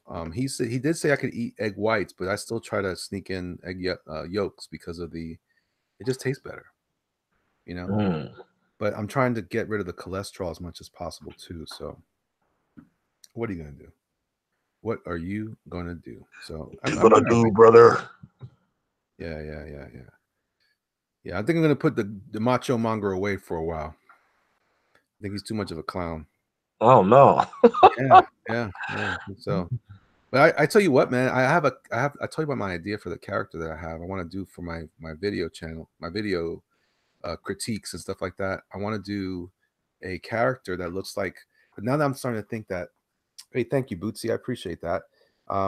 Fish is better than red meat. It is, Tommy. It is much better. But I hate fish, and I'm trying to live without meat in general. I'm trying to go vegan. Uh, you have a bad cardiologist. Seek a second opinion. I don't know. He saved my life. That cardiologist saved my life, and so Someone saved my life I'm tonight. listening to him right now. He's. I was doing fine. I don't have a problem not eating meat. I don't. Trust me. I still eat plenty of protein. I eat a lot of nuts. I eat a lot of beans and all kinds of stuff. But I have to be also careful because of diabetes. So I'm not that concerned. I'm not that concerned. I people always trying to convince me to change. I'm like, you know what? I've followed everybody's diets all my life. Now I'm just sticking with what I got. Sticking with what I got. Are you I gonna like. follow my diet? I need you What's to your diet? follow. I'm on seafood diet. I Uh, seafood and I eat it. yeah, I used to do it. My cousin's always like trying to tempt me with food. I'm like, yeah, I miss it, but it's it's important for me to keep the cholesterol off my back, and because that's what was contributing to my what did I have for a while there? I forgot the name of it now. It was called AIDS? Um, damn. No, man, it was called cardiomyopathy. oh wow. Okay, yeah, that's serious. I'm sorry. Yeah, that's what I Sure. have. I still have it. It's just not active right now. I haven't been taking my medicines either. That's why I want to get back to waking up early too, because I've been doing all these late live streams. And what I really need to do is get some sleep so I can get up early.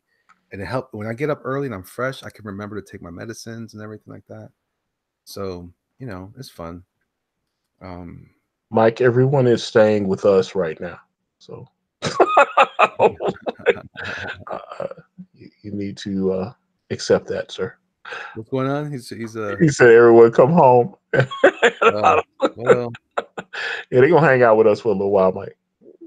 yeah, man. I've been on your stream every day. Every day you're on, I'm on there.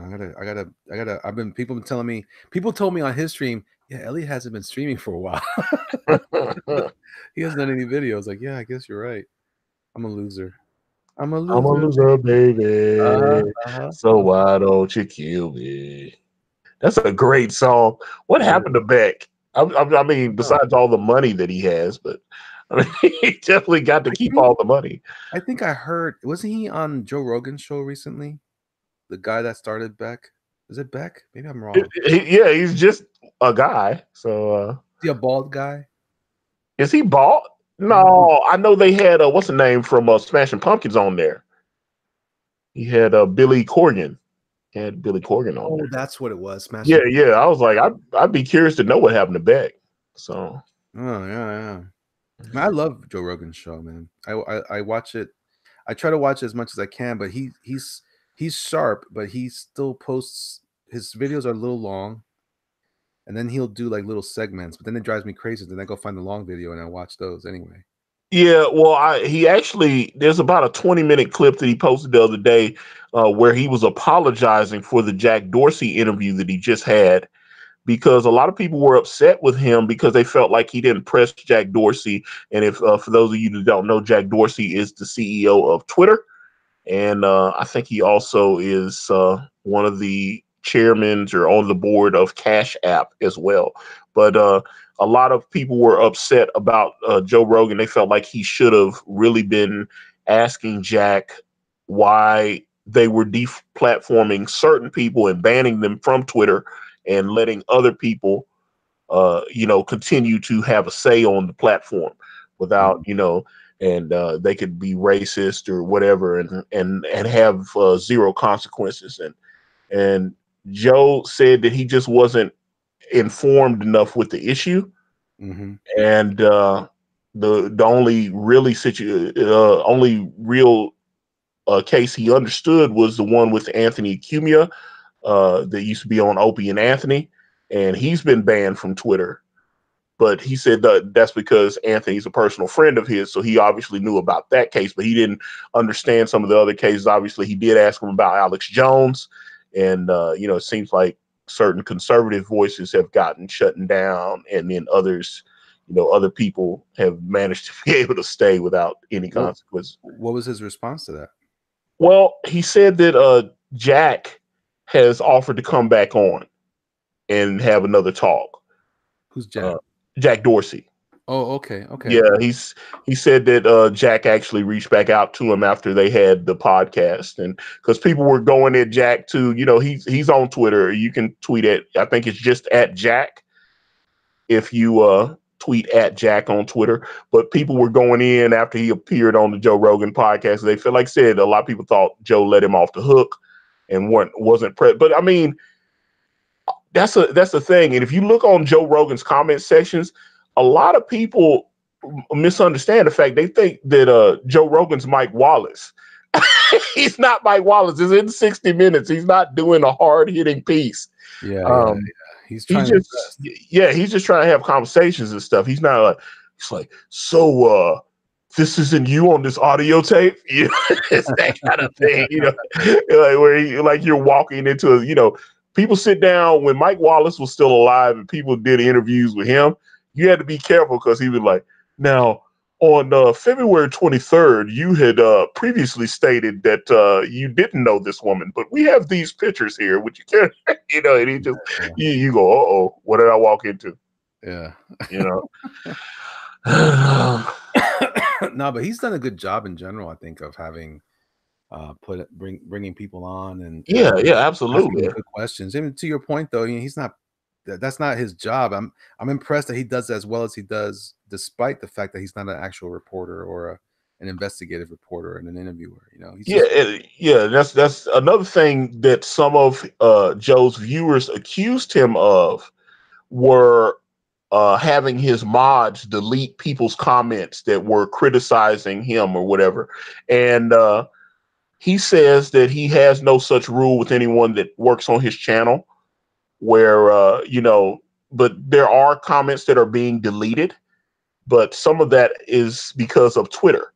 I mean, not because of YouTube, Okay. where, certain people, you use certain language. Because I know when things have happened and, certain people that are upset at like Ethan or something, and I do a video on Ethan, and all of a sudden I get all these like nasty comments and they say certain things and it triggers the algorithm. And so I don't, a lot of times I don't see those until I go into my spam. You know what I'm saying? Yeah. Yeah, because they said they said something homophobic or something racist, and all of a sudden, boom! It takes it off. It doesn't even post. Man, let me tell you something. I'm tired. I'm tired of people starting trouble and then getting mad because people respond. It's getting crazy out there, man. These knuckleheads. You know what I'm saying? I'm just like, man, just chill out. Chill out. It's gonna be all right. It's gonna be all right. My mom doesn't know who these people are. It's just the people on Twitter, man. They're taking that stuff real seriously. All of them. Yeah. They really like, oh man, if we're fighting a war here, if we don't fight this war, whoa, relax, it's gonna be all right. I don't know. Maybe it's just me, but I just feel like some of these people don't deserve the credit that we're giving them. Like that Renfrew thing. What do you think about that Renfrew thing? After all, speaking of, I don't want to change the subject too much, but what do you think about her interview with the people? Was she that bad? Do you think she was that bad, or was she just not? She's not. It seems like Twitter is her friend. Uh, she's she probably wasn't ready for prime time. Let me Uh-huh. say that. Because she kind of it. I don't know. It didn't look right. so and I think because you don't have that time to actually think, when she's coming up with her little zingers and stuff on Twitter, she has time to like, oh, what can I say to really strike back? And then when she's trying to answer a question on the fly, it didn't come across Mm. as clever. I actually, because I was like, hey, she's different than some of these other trolls. She's more formidable, and it kind of took some of the fear away from her. She lost a little of her luster, and I don't know. Maybe it was a mistake for her to do that. And yeah, and some people were noticing, from the older pictures that have been on social media of her, yeah, she may have puffed up a little bit. But I mean, I saw people going in on that, but I'm a big dude, so I would never, I would never go in on somebody's weight. But I noticed, yeah, she did look slightly Well, bigger she was more than portly. She some was of more those other. portly. What Yeah, you say? she was more portly. Yeah, I remember seeing pictures of her. I think she's kind of a pretty girl. I think. yeah, that's why everybody's like, "Oh, she looks like a dude," and I was like, "I'm like, she looks like chicks I've dated." I was like, I've never, and I get, it was like, "Oh, gross, Antonio." I was like, she looks like women I've dated, so I don't know. Yeah, man. I'm just being honest about it. I guess I'm supposed to just uh, quote the scriptures and just talk about that she's ugly or something. I don't Yeah, know. yeah. I'm I mean, like, she's not a supermodel by any stretch, but yeah, I mean, she just looks like a regular woman. And yeah, she's it's a not, yeah, regular she's story. not a goddess, but she's not a troll either. Well, she's a Twitter troll. Let me correct that. She's a Twitter troll, but you know, she doesn't look like what's that character? Was it like Calabac from Clash of the Titans with the hump on his Oh back? yeah, man. Yeah, man. Yeah. Yeah, she's not the ugliest thing in the world, but That's what I'm saying, dude. like I'm she's ugly on the. I think she's ugly on the way she talks, the way that yeah, yeah, yeah, especially on Twitter. Yes, that's yeah, that yeah. causes a lot of issues with me about the way that she's actually behaving, and you know, But I've seen people tag me into tweets with her, and they've tried to get her to like say ugly things about me and stuff like that. And she's never attacked me for whatever. Maybe just because it looks bad because I'm. Oh, you don't want to attack the minority. You're calling everybody in Confiscate racist. So if you attack me, it looks bad. So yeah, she's yeah, smart enough to figure that one out.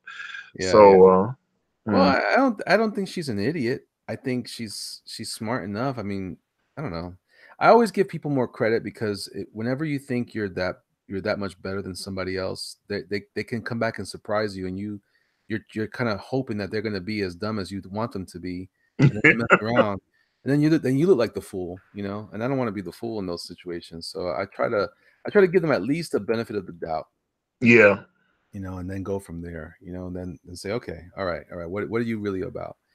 I just wish that I really hope that as we move along, that we'll start to continue to try to like build bridges. I think that's the most important thing. I look, man, when if it goes the way it looks like it's going with comics and the retailers and all this stuff, those people are going to be really, really frustrated.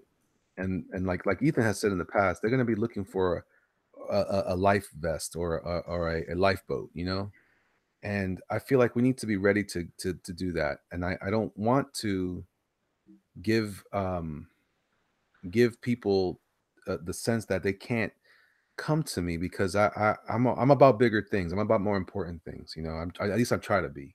I try to be. I'm not the best at it, but I try to be more about the things that are important in life. And one of these days, that those people are going to come back and they're going to be blown away by.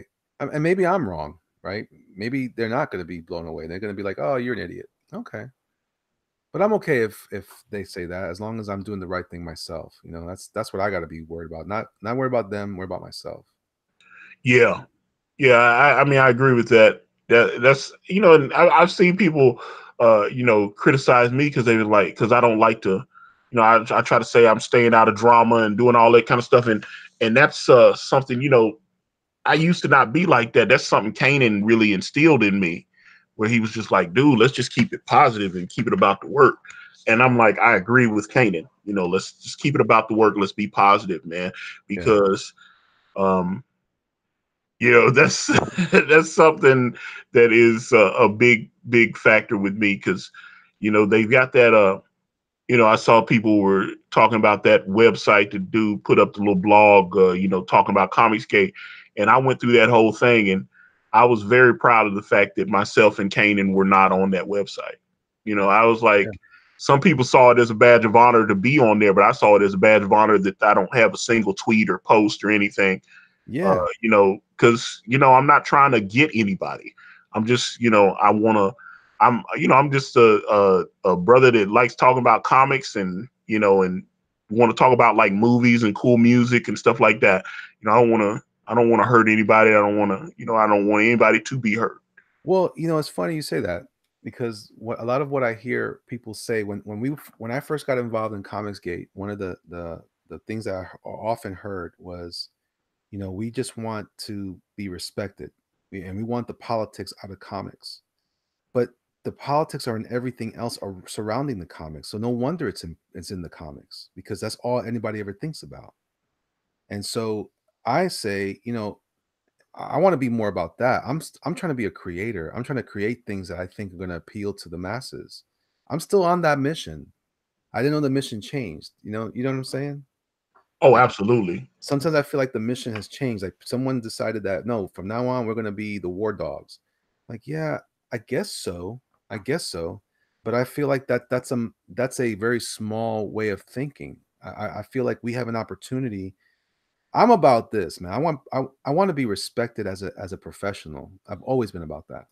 So I can't afford. Why is this happening to my artwork? I cannot understand. Um, I want people to talk to me and be like, you know what? I appreciate you. I get you. Godspeed. But when people start fighting over things that I'm like, I'm just not down with that. I don't understand it. It hurts my heart, because I'm like, I'm losing friends. I'm losing friends not because of comics. I'm losing friends because I keep hearing crazy rhetoric across the aisle, if you will. So that's saddening to me. So I'm like, Yeah, oh, and that's the thing.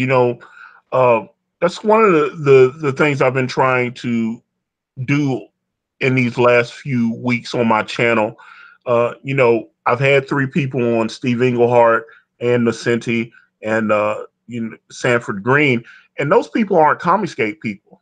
They're just comics creators that I've yeah, enjoyed their work, yeah, and that's why I had them on.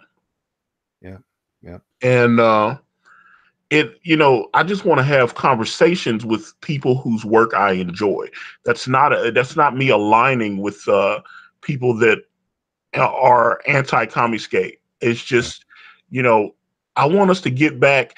I thought when Zach changed the name of his channel from Diversity in Comics to Comics Matter, I thought that was significant. yeah. And the more I've talked to him, and he's kind of laid out his reasonings for doing that, um, I think that was interesting to me. I was like, because at first I was like, no, you got to go back to being diversity in comics, but I understand now, and it just, He's grown. He's yeah, grown. And I think that if you don't grow, I mean, he's been doing this. He's been playing this game for a long time. I'm just showing up to the party now. Um, I appreciate that he's grown, and I appreciate that he's trying to expand his horizons. And you know what? Let the critique be what we say it is. It's not a personal thing. It's a genuine critique against, not against, but like, in favor of improvement and excellence. And I Mm, feel like we've lost that. I feel like we've lost that vision of excellence in how we approach some of this stuff. It's sad. It's sad because I think what we have, look, I don't know what's going to happen to these companies. And I know you and I have talked about this in the past. I don't see myself, I don't plan ever going back to Egypt, if you will, to to the onions and the slavery of Egypt when it comes to comics and doing comics work. I want to create stuff on my own. Oh, this is why. Okay, that makes sense. I was wondering why I couldn't get this to print white. Um, so I don't see myself doing that. I want to be the better version that I can be and yeah. present. You know, 'cause when I first started developing my art style, people always talk about, oh, I like your art style, I like your this, I like your that.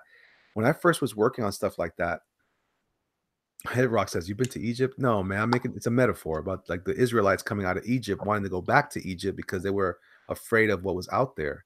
It's scary, man, when you go out on your own. When you're producing your own product and you are the only one. I'm the breadwinner in my home, and sometimes I don't get paid, you know, and people are like, "Oh, how come you're not getting this done on time or this?" And like, man, it's hard, right? But I mean, when I think about all of that, I want to say that I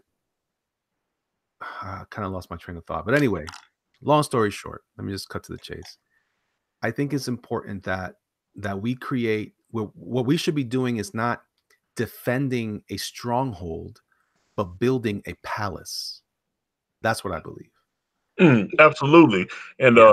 I saw something interesting. Sierra Whiskey said that Pace blocked me for who I follow. Can't even talk to him. And I'm blocked by Richard Pace as well. But I do think if I had an opportunity to talk to Richard, I could have a civil conversation with him. I think so too.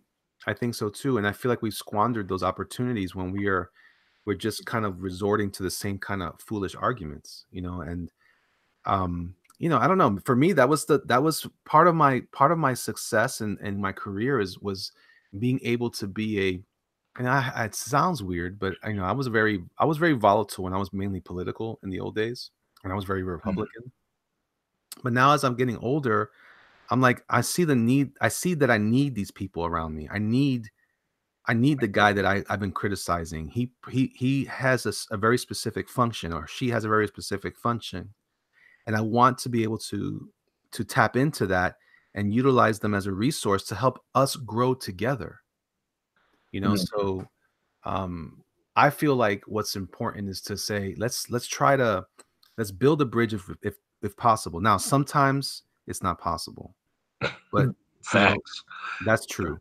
You know, but I don't want to be the cause of that. If it's not possible, it shouldn't be because I'm the one. I'm not. I don't want to be the obstruction of justice there. I want to be part of the solution, not the problem. So I know that sounds very, maybe to some people that sounds too liberal or too whatever, but I'm like, no, man, that's important. That's me learning my role as an older man and saying, hey, man, you gotta, you don't know everything, and I don't. I know that now. Yeah, So and that's the thing, man. I wasn't, I was surprised at some of the questions that popped up when Sanford came up because, like I said, before I, had read Bitterroot, uh, I didn't know Heather Antos had worked on that book, mhm, and I mhm. know how that name triggers people in this community, Yeah, and so I was like, I started going through it. I was like, oh, Heather Antos. Oh wow! I saw that name on the book. I go, oh boy, and it's just. And someone in the chat actually asked the question about Heather Antos to Sanford, and it wasn't a rude question. It was asked respectfully. mhm, mhm. So Sanford answered the question, and I thought that was great. I Yeah, thought that was great. There wasn't any hate on either side, and I thought it was. I thought yeah, we just had a positive. I was like, man, that's great. Okay. I yeah. was like, that's he didn't dodge the question. There wasn't any, there wasn't any not, I was like, hey, that's great, man. I was like, I know we've talked about this before, man, but I'm gonna tell you guys in the chat, man, being that hardcore about this stuff, dog, it is toxic. And what I mean when I say toxic, I mean it rots your bones. I kind of remember reading sometimes in the Old Testament, especially in the book of Psalms, where David talks about how he's just was sick in his bones, or he just felt that ugliness was so deep. It was so it was like poison inside of him, all the way deep inside. And I get that. When you're always fighting people for the variety of reasons that we may fight people, man, it could just get you sick. And some people do get sick, by the way. Yeah. Some people do find themselves in a position where their health is struggling because they're putting all this energy into strife, you know. And I don't want to be that guy, man. I don't want to be that guy. So I'm going to work harder towards, you know, what I think is important, you know. And I get why some people have their issues. I respect that as well. You know, if I was being doxxed and I was being harassed, and if I was being, you know, threatened, my life was being threatened, I get it. I do get it. But for me, that hasn't happened. And I'm not going to jump into a fight where I'm like, you know what, this person has never done anything to me. I'm going to wait for the opportunity, because I have bigger ambitions. You know, that's something that people don't always acknowledge from me, because I don't talk about it much. But you know, I am a Christian, and I'm worried about being able to communicate the truth and not being right, but just saying, hey man, I'm just a delivery boy. I brought the newspaper. Check it out. If you like it, like it. If you don't like it, leave it. That's up to you. And we keep moving. Yeah, yeah, exactly. That's where I'm at with it, man. So Yeah, I'm not trying to break anybody into, and then what do we gain when we've shamed them? Shame, you know, and then like, okay, I guess. Yeah, you won. Okay, big deal. You won. But or maybe we didn't win, you know. So mm. those are the things that I often consider when I'm like I love Sanford Green, and He, he's yeah, cool. I heard again from him this morning. He was really, really nice guy. I'm like, dude, you know, Yeah, um, I yeah, don't know. I look forward to talking to him again. I think he actually told me I can't really speak on it because I'm trying to make something happen. But he was telling me about the possibility of him coming back. He'd like to maybe come back on the channel and do an art giveaway. Maybe do something, you know, like where he could, you know, draw something and give it away to one of our viewers. I yeah, thought that yeah, would be a great idea, and I think that would be something. I mean, something positive, you know. yeah. So I would love to do that with him, but I got to make some other things happen to make that other thing happen for Sanford. So I'm trying to work on that. But um, I just I don't know. I just like I said, um, And to your point, man, if some people are pretend to be like, hey man, you're talking to such and such, like, yeah, I'm talking to such and such. You know, coming at it as a Christian, man, that's what Jesus did. He talked to the people that everybody didn't like.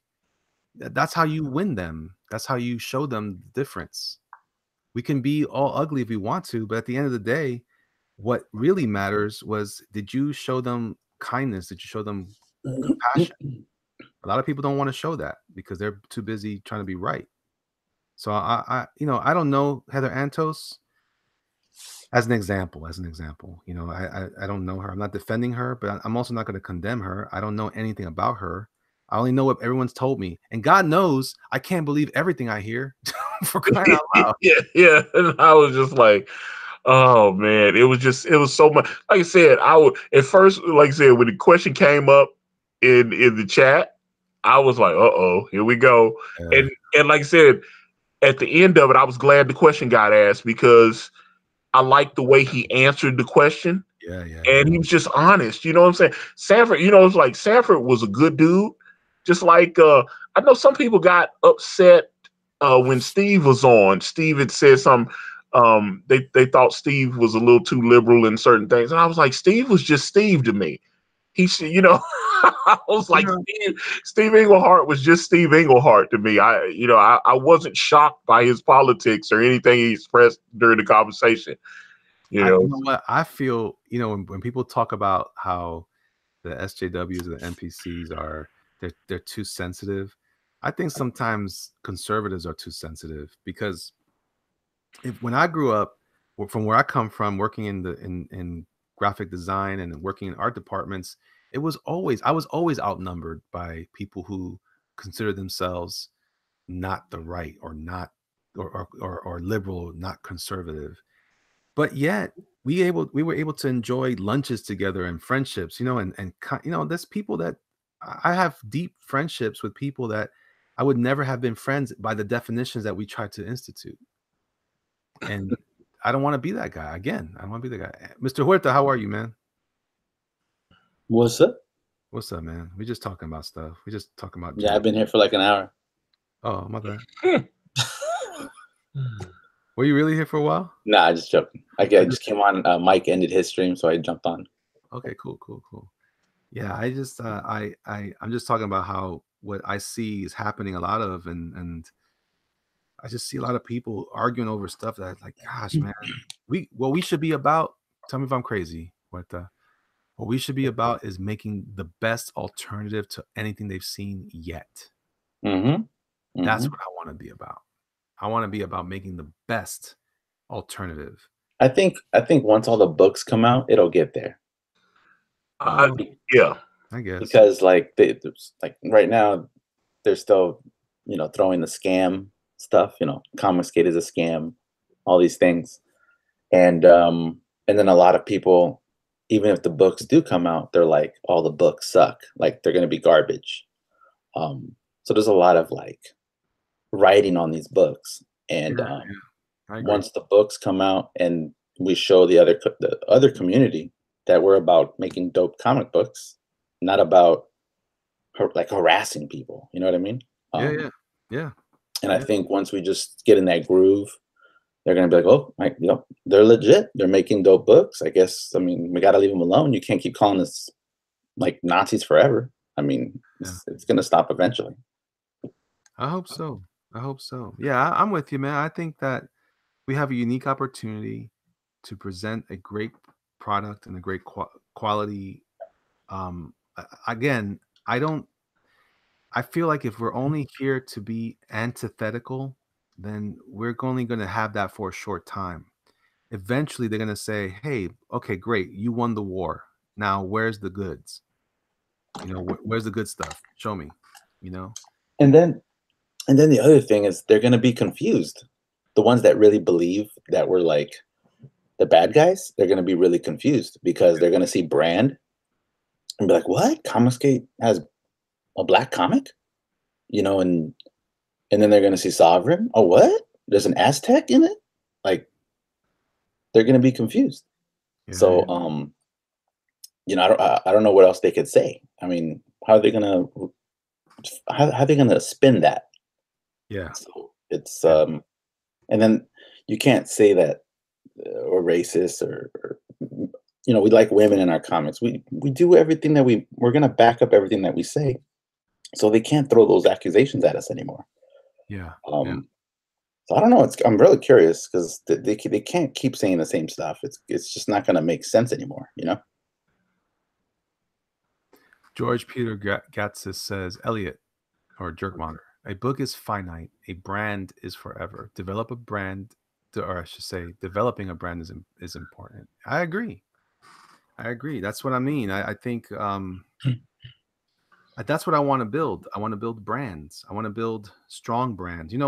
One of the things I learned is as I came up in creative departments and working for companies like Harley Davidson, it's the importance of that brand and how they want their brand to be perceived. There's a reason why there's a lot of like, well, I don't know if I want to go down that path. I don't fault these companies sometimes for not doing something. I get frustrated with companies like Gillette that say, "Oh, we're gonna we're we're just a damn, what do you call it, razor company. We're gonna tell you how to act." Like, get out of here. You don't. No, thank you. I don't need my Gillette Jesus. But what I need is a razor. I need a razor, and yeah, that's what I need. Give me a razor, and I'll keep moving forward. Let me decide those things. It's like stay in your lane. Yeah. So I don't know, man. I've been drinking a little bit. I'm feeling a little bit looser. I should probably just shut up. But I think we should all drink one. Like, go on a stream and just drink, see what happens. Oh no, that's a bad idea. Did I ever tell you the story? I think I have. I think you've been part of that. There was a time when I was drank a glass of wine during a live stream on Twitch, and I fell asleep on that live stream. Oh my God. everybody thought I was like, is he? Oh man, I think the stream got what do you call Oh, it? like it froze? Like it froze. And then somebody said, because I read the chats afterward, and the video was hilarious, and they said, wait a minute, I think, did he just move? Oh man, Jerkmonger's asleep.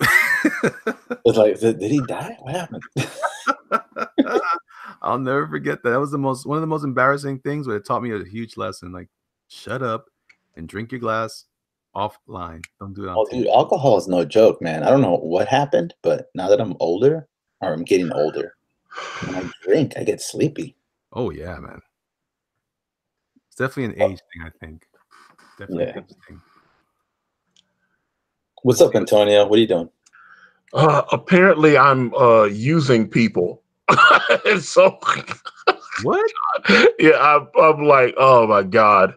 Who are you using? I'm apparently I'm just using everyone. I don't know. I'm trying to find out who I'm using. Where's that? Is that in the chat? It sent me in the chat. I'm like, I'm literally losing brain cells trying to have this conversation. I was trying to have a serious dialogue. I'm like, I can't even take you seriously anymore. No, man, I'm gonna be the first one to say this, man. I think you did a great job on interviewing any of those people, and Ascenti and Engelhart and Sanford Green. I think you did a great job. You were upstanding, and you represented us very, very well, man. Very, very well. Do they know that you're Comicsgate, Antonio?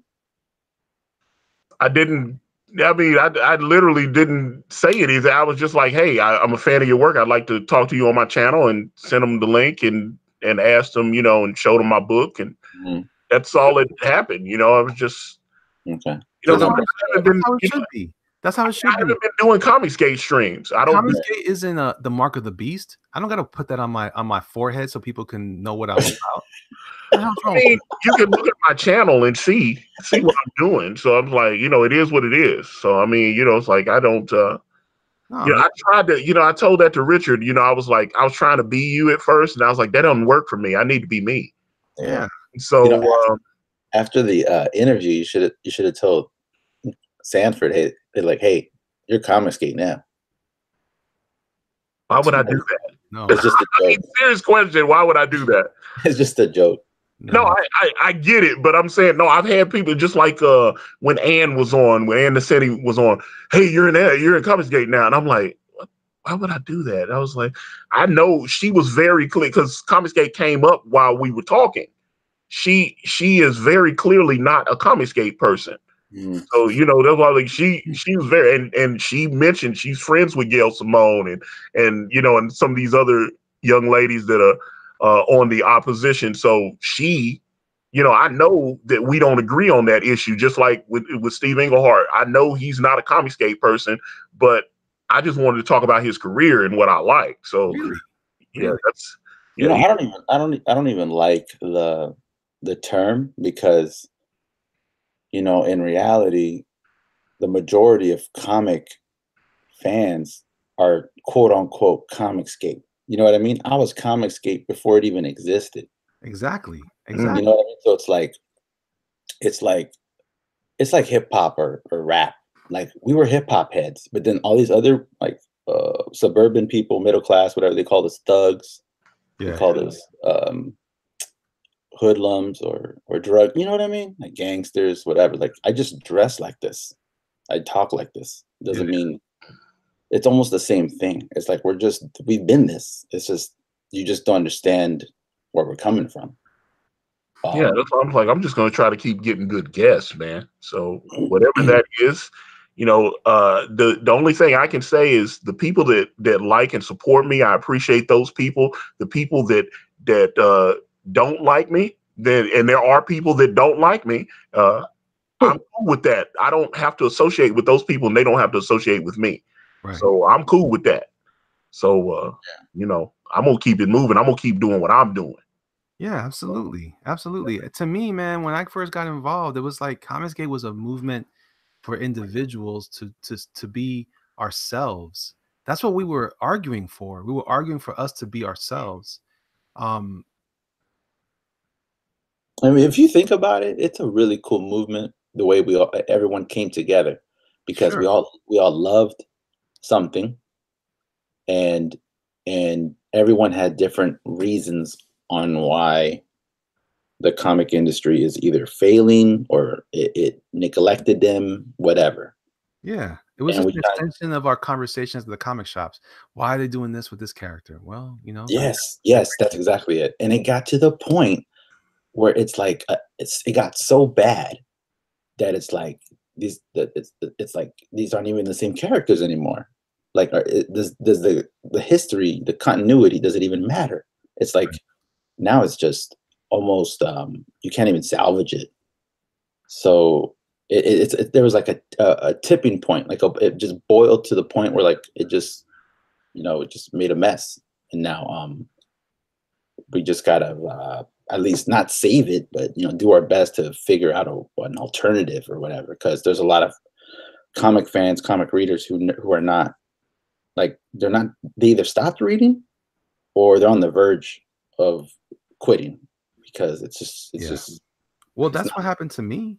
I stopped buying comics because I was like, listen, before I didn't need a group of people to put a label on me for me to decide what I thought about comics.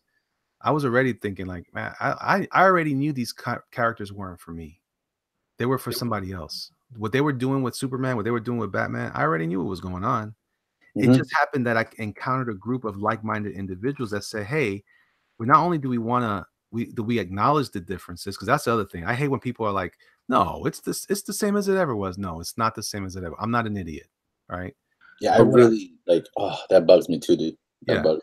But what I am, though, I am also a creator, and I'm like, you know what? I'm gonna take this opportunity to put my money where my mouth is.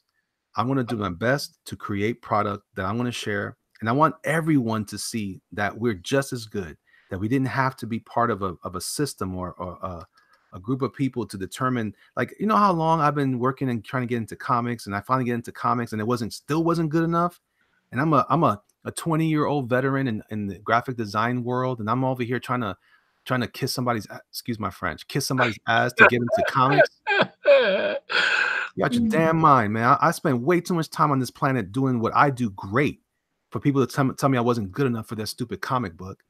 And then come around and they're doing some garbage comic books now for all these kids that are not buying comics at all anyway.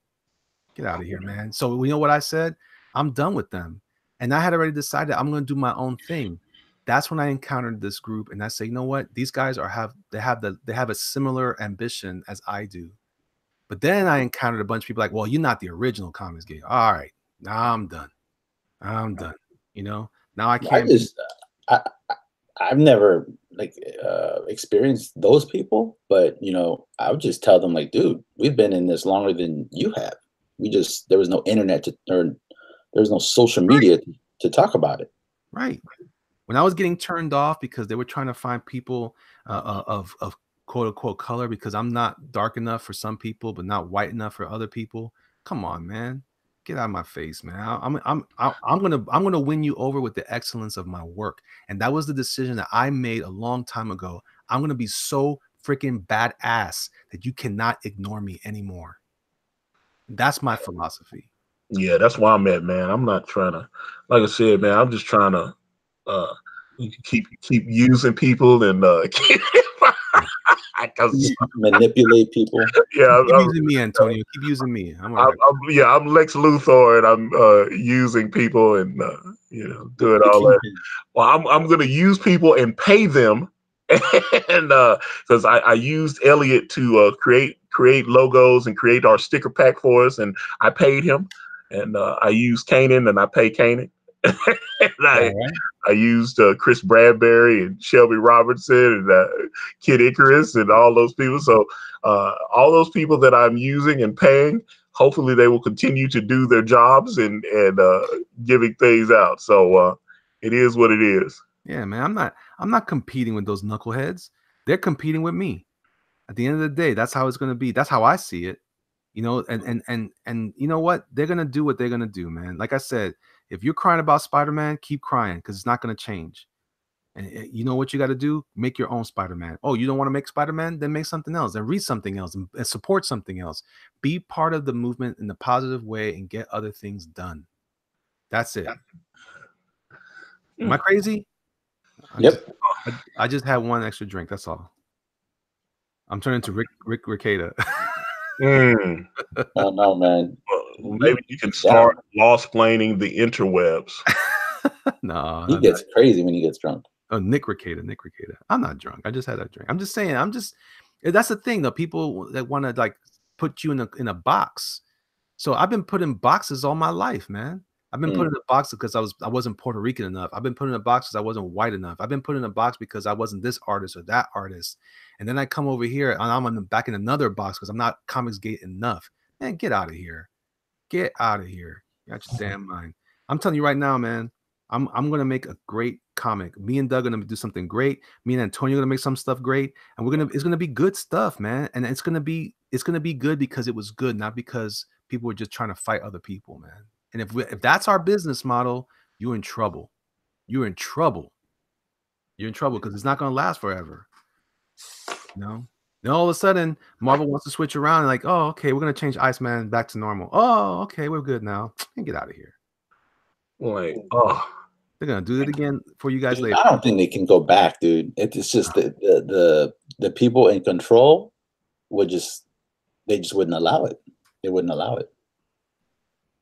I'm just saying, man. It's like it's getting ridiculous, man. I'm like, y'all crazy, man. People, I haven't been exactly attacked, but I've seen more people on our side say crazy stuff that I'm like, guys, can we please? Oh no, you haven't seen the other side stuff, dude. I've seen it. I'm just saying we are looking just like them sometimes, man, because we're fighting for foolish things. We're fighting over stuff that, like, okay, man, that's cool. If that's what you're gonna focus on, if you're gonna focus more about what people are saying on Twitter and not getting your work done, I don't want to hear it no more. I'm coming at you guys now. I'm coming at everybody like a creative director. You're gonna hate me. Y'all gonna hate me, man. I'm gonna be like, wait a minute, what happened? Yeah, that's how you do it. You let go of all the other stuff. You got to keep moving forward. We have a mission, guys. We have a mission to make the best product we can make, regardless of what anybody says. So lift up your head and make it. That's what I'm about. And if people don't want to get on board with that, they want to still fight over Spider-Man. You could have Spider-Man. Take Spider-Man, turn him into a woman, turn him into a little fat child. I don't care. I don't care what you do with Spider-Man. That's not my Spider-Man. I have boxes in my closet right now of all the Spider-Man I'll ever need for the rest of my life. If that's what I need, or maybe I need to just make my own stuff. God, you the one that told me that, Huerta, that reading other people's stuff was unnecessary. Right? Was that you said that the other day? Yeah, I don't like looking at other people's stuff. Yeah, let's make our own stuff, man. Let's make it, and not because I'm Puerto Rican. I'm not gonna make Puerto Rican characters. I'm gonna make characters that are great, and if they have to be Puerto Rican, awesome. Yeah. I had a buddy who was like, man, you should make a character called Huracan. Huracan? What the hell? If people don't know what the hell Huracan means, they're not going to know what to do with that. You know, it's all about, we have talked about this. I know Antonio, I like how Antonio does it. You know, you just see the characters. They're obviously minorities, but he doesn't even touch on it. He doesn't even, what bothers me the most is when they say, like, when people try to promote a book, it was like, oh, our first Black lesbian or whatever. Like, they're just straight up like, dude, that's not why I buy comics. I'm not trying to escape it. Like, I want escapism. You know, I know lesbians exist. It's like, that doesn't mean anything. Right. So it's like focused on the adventure, the fantasy. You know, that's why people love Star Wars. Yes. You know, Star Wars was all white or is all white, and everybody loves that franchise because it's ridiculous. It's like lightsabers, and that's why people are obsessed with that, not because it's white people. I got a super chat here real quick. I'm sorry. Do it from Get the money. DM Gray, Anime Hitman. For $5. Thank you, my friend. I appreciate that. As one Christian to another, if you ever think I'm being foolish, can you please just DM me and let me know? Man, I'm not gonna let you know, man. We're gonna do it ourselves. What we're gonna do is live by principles that matter, not off of not being fueled by the anger and the strife of others. We don't need to do that. We just need to be excellent. Tommy Sarkinen says a few months. There we go. A few months back, Elliot was so chill. Now hear him. They grow so quickly. And that's the other thing too. What you're saying is gonna matter even more in the future, because the more, I have a feeling the other side will never, well, not the other side, certain people from the other side will not drop it. So if we just chill out and just create dope content, like some people start doing, just they get popular off their reviews, off their YouTube videos. We're gonna get, I guess, big off our comics. You know, we start creating things and we're just being chill. The other side is just gonna look bad. Yeah, it's gonna like just settle out on itself, by itself, basically. I totally agree with that, because that's exactly. Look, man, I'm gonna tell you the story that I've told everybody that's been following me for any length of time. I've told the story 1,000 times. When I was a kid, one of my favorite episodes of Tom and Jerry was an episode where Tom was chasing Jerry around the house, and for the first time in my childhood, I had ever seen Jerry get caught by Tom. And Tom had him in his fist, like he was cupping him in his fist, like, yeah, I got Jerry now. I think I remember that one. Remember that one? Mm. And so he looks inside of his palms in his cupped fist, and he sees, he's bewildered. He opens his hand, and Jerry's doing the same thing. Jerry's looking at his fist. See, what people don't realize is all these knuckleheads outside of us, and this is not, forget about Comicsgate. I'm talking about anybody that's going to hate you because you're doing something good, positive, strong, excellent, whatever. You're always going to have your haters. When people hate you, they're always looking for trouble. They're always trying to catch you like that. The thing that they want is they want you to know them, that they are watching. So if we ignore them, when Jerry ignores Tom, it pisses Tom off so much. He just like he's freaked out. He forgets that he's trying to catch Jerry and eat him. It made him so crazy. It made him so crazy. So he's like, I have to know what is it that's so important to you that it would draw your attention away from me. I'm clearly the oppressor. That's what they want. They want to be bold. They want to be the oppressors. They want to be the hunters. When you're like, you know what, man, you don't mean nothing to me. All of a sudden they turn around like, man, what? I'm putting all this energy out. He's not responding. She's not responding. Well, guess what? As soon as Tom says, he's like, well, I want to see what you're looking at. And Jerry's like, no, man, what I got is more important than you. And all of a sudden, Jerry's like, all right, I'll let you look. Whack right in the eye. Tom gets skied in the face.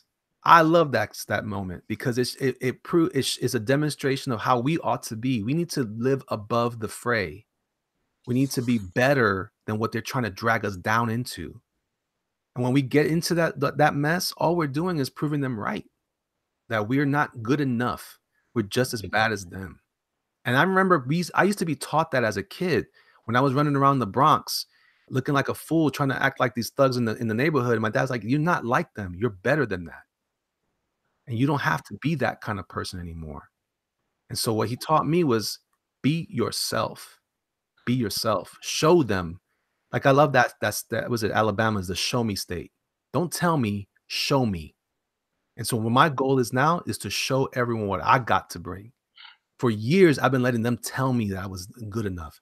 I let them tell me I wasn't ready for comics. I let them tell me all that mess. And I believed they're knuckleheads. Now I'm taking it back. I'm taking it all the way back to me. And now and when they come knocking on my door, hey man, would you like to work on? No, because I'm making money doing my thing. I'm taking care of my family doing my product. I don't need you anymore. I'm not your slave anymore. Oh, am I crazy? You're very crazy, actually. Yes. Right. Then I'm crazy like a fox. Yeah, crazy. I'll be crazy all day long. Which one's Tom again? It's cat. It's pretty easy because he's a tomcat. Tomcat. I don't care. That's,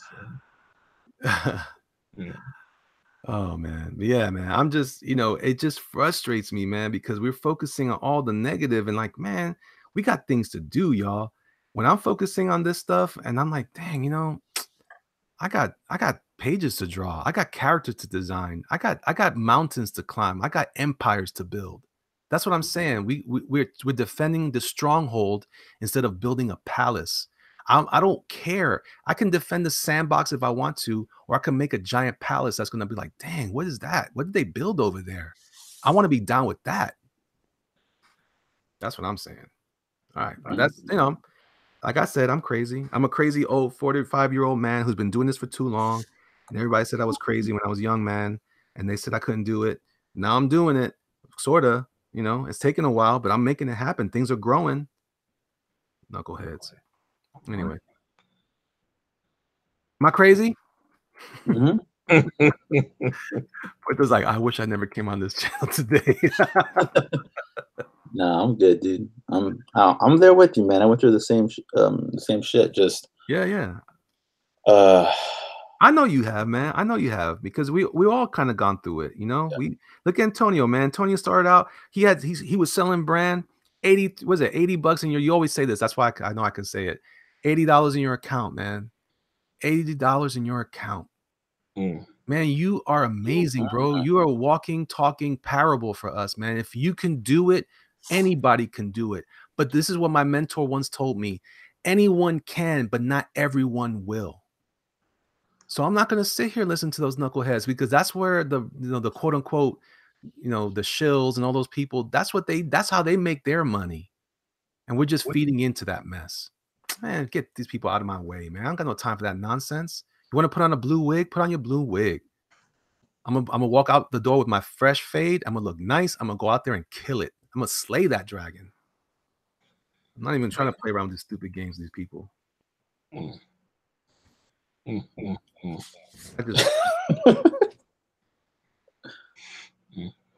Yeah, it's a little spicy in the chat, but I'm gonna keep it Macish.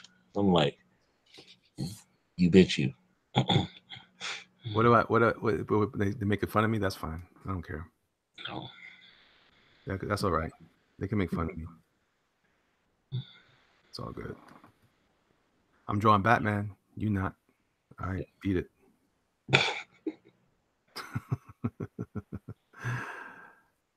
Oh Lord. Malin said I'm not crazy. It's okay. Malin's there? Yeah, he's somewhere on over the rainbow. He's creeping, huh? And creeping, and he's creeping, and he's creeping. Got that TLC playing. All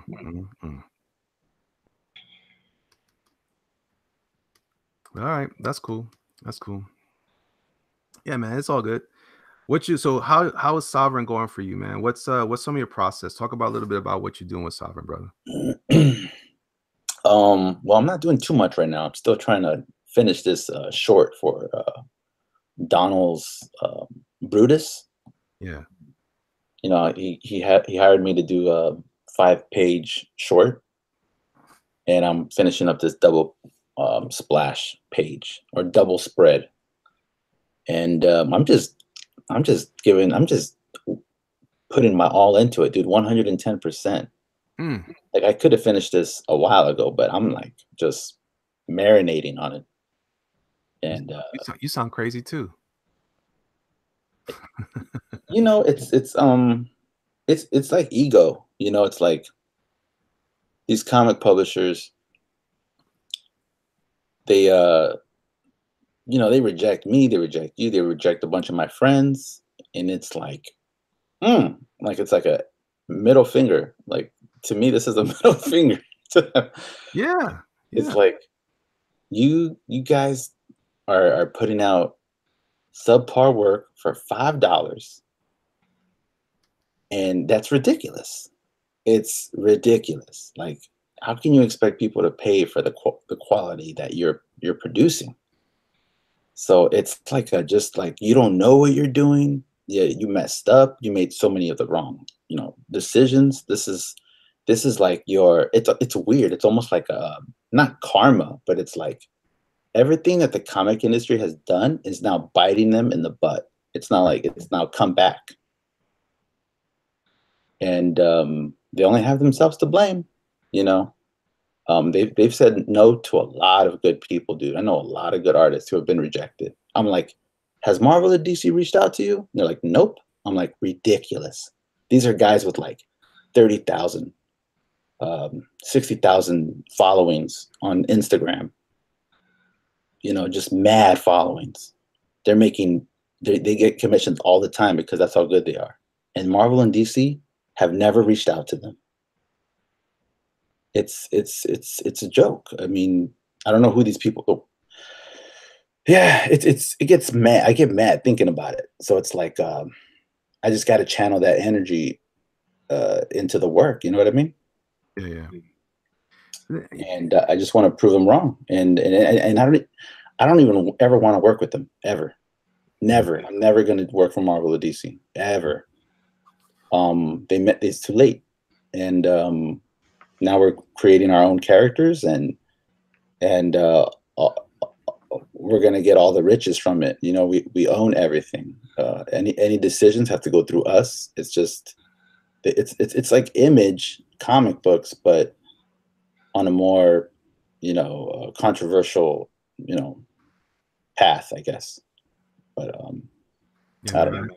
I also feel like, even if, to your point, even if it doesn't succeed, I'm gonna do the best I can and what I wanted to do, and that's it.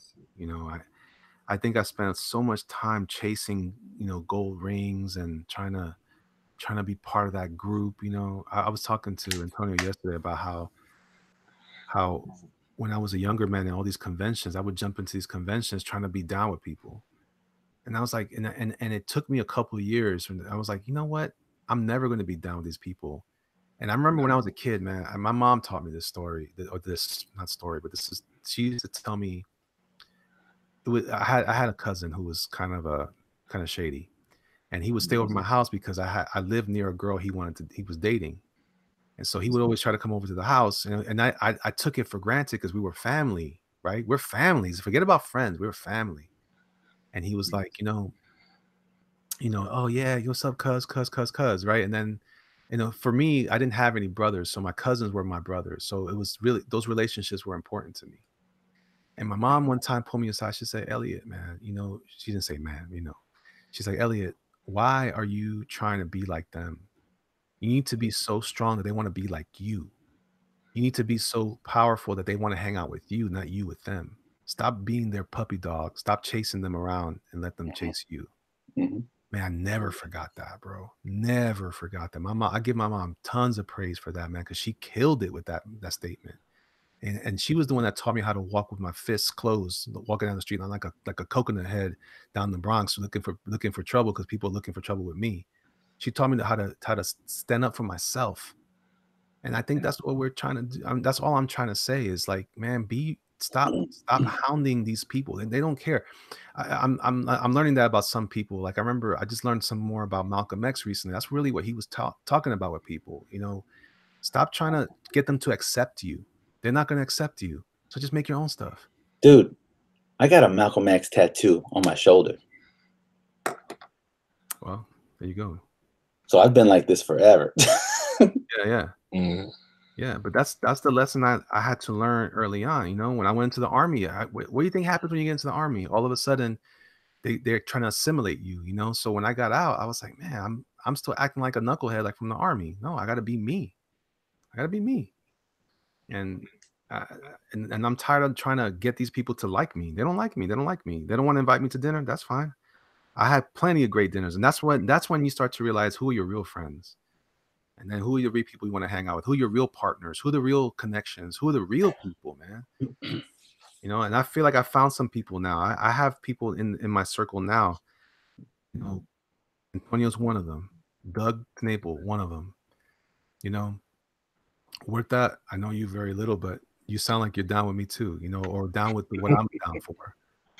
And I'm not really, but All right. Well then, so be it. Then that's all right. But no, I'm just playing, dude.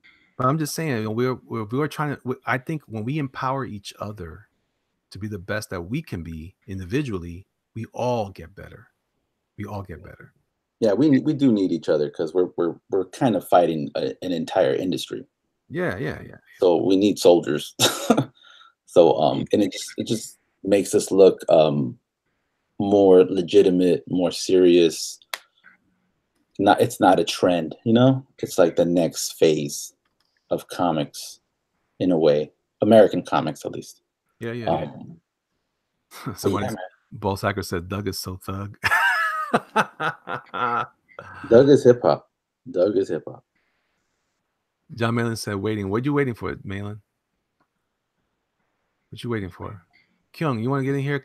Kyung thinks like us. Let me get Kyung in here. Kyung is down. Let me see here. How many when you're gonna finish Brand, Antonio? Like how much longer do you need? Well, I mean, that's kind of not up to me since I'm not drawing it. It's up to the universe. I can make up a number for you if you'd like. Nah, I know how it is, man. I'm just saying, but I've been very pleased with Mr. White's progress, and he just sent me a message. I know he's drawing right now. So I mean, I've been seeing some of the stuff. It looks really good. I'm really proud of Canaan. So yeah, I've been checking out the updates, man, and it's worth it. It's definitely worth it. Yeah, that's what I'm saying. So I appreciate that. So you know, like we said before, like what Ethan is saying about there's too many crappy books out there. He's right. He's 100% right. Yeah. There's just a lot of McDonald's cheeseburgers out there, just garbage. That's a fact. And you know, why not see what happens? What if we create some high quality books and see what happens? You know? Yeah, that's and like I said, I'm Canaan. I don't know. Sometimes he could be a little frustrating, but I consider that him being an eccentric artist, and you know that's what it is. You artist types can be a little, a little out there. He's a genius at work. Yeah, but yeah, like I said, he's a good dude, but boy, he gets all these weird ideas and stuff, and I have to reel him back in. I was like, "What are you doing? It's not what we talked about there, brother." John Malin, you are down with me, brother. You are down with me. He's over there crying. How come nobody likes me? Yeah.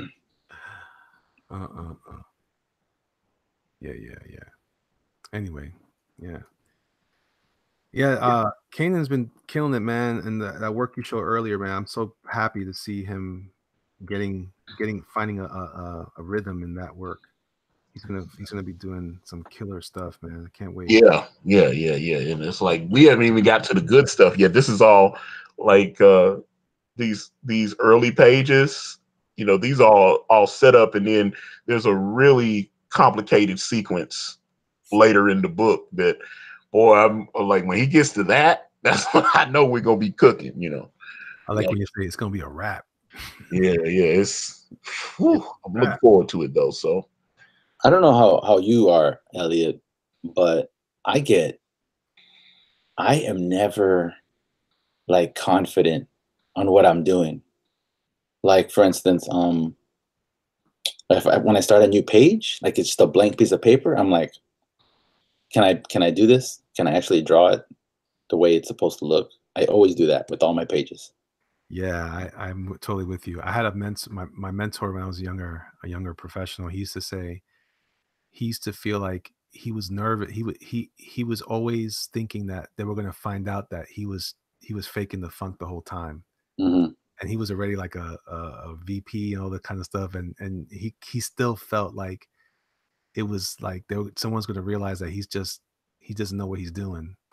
But in actuality, you know, but that's an important place to be. You want to be humble, so humble that you're like, you know what, I'm not sure what's going on. And it's what kind of spurs you on to the important things, you know. It makes you better because you're still teachable. You're still willing to get down. I'm gonna put the chat in a different space here because I don't know what's happening. I did it wrong. I did it wrong. How do I get the chat to be? I don't know. Earlier, it seemed like it was long ways in Mike's chat. Let's see.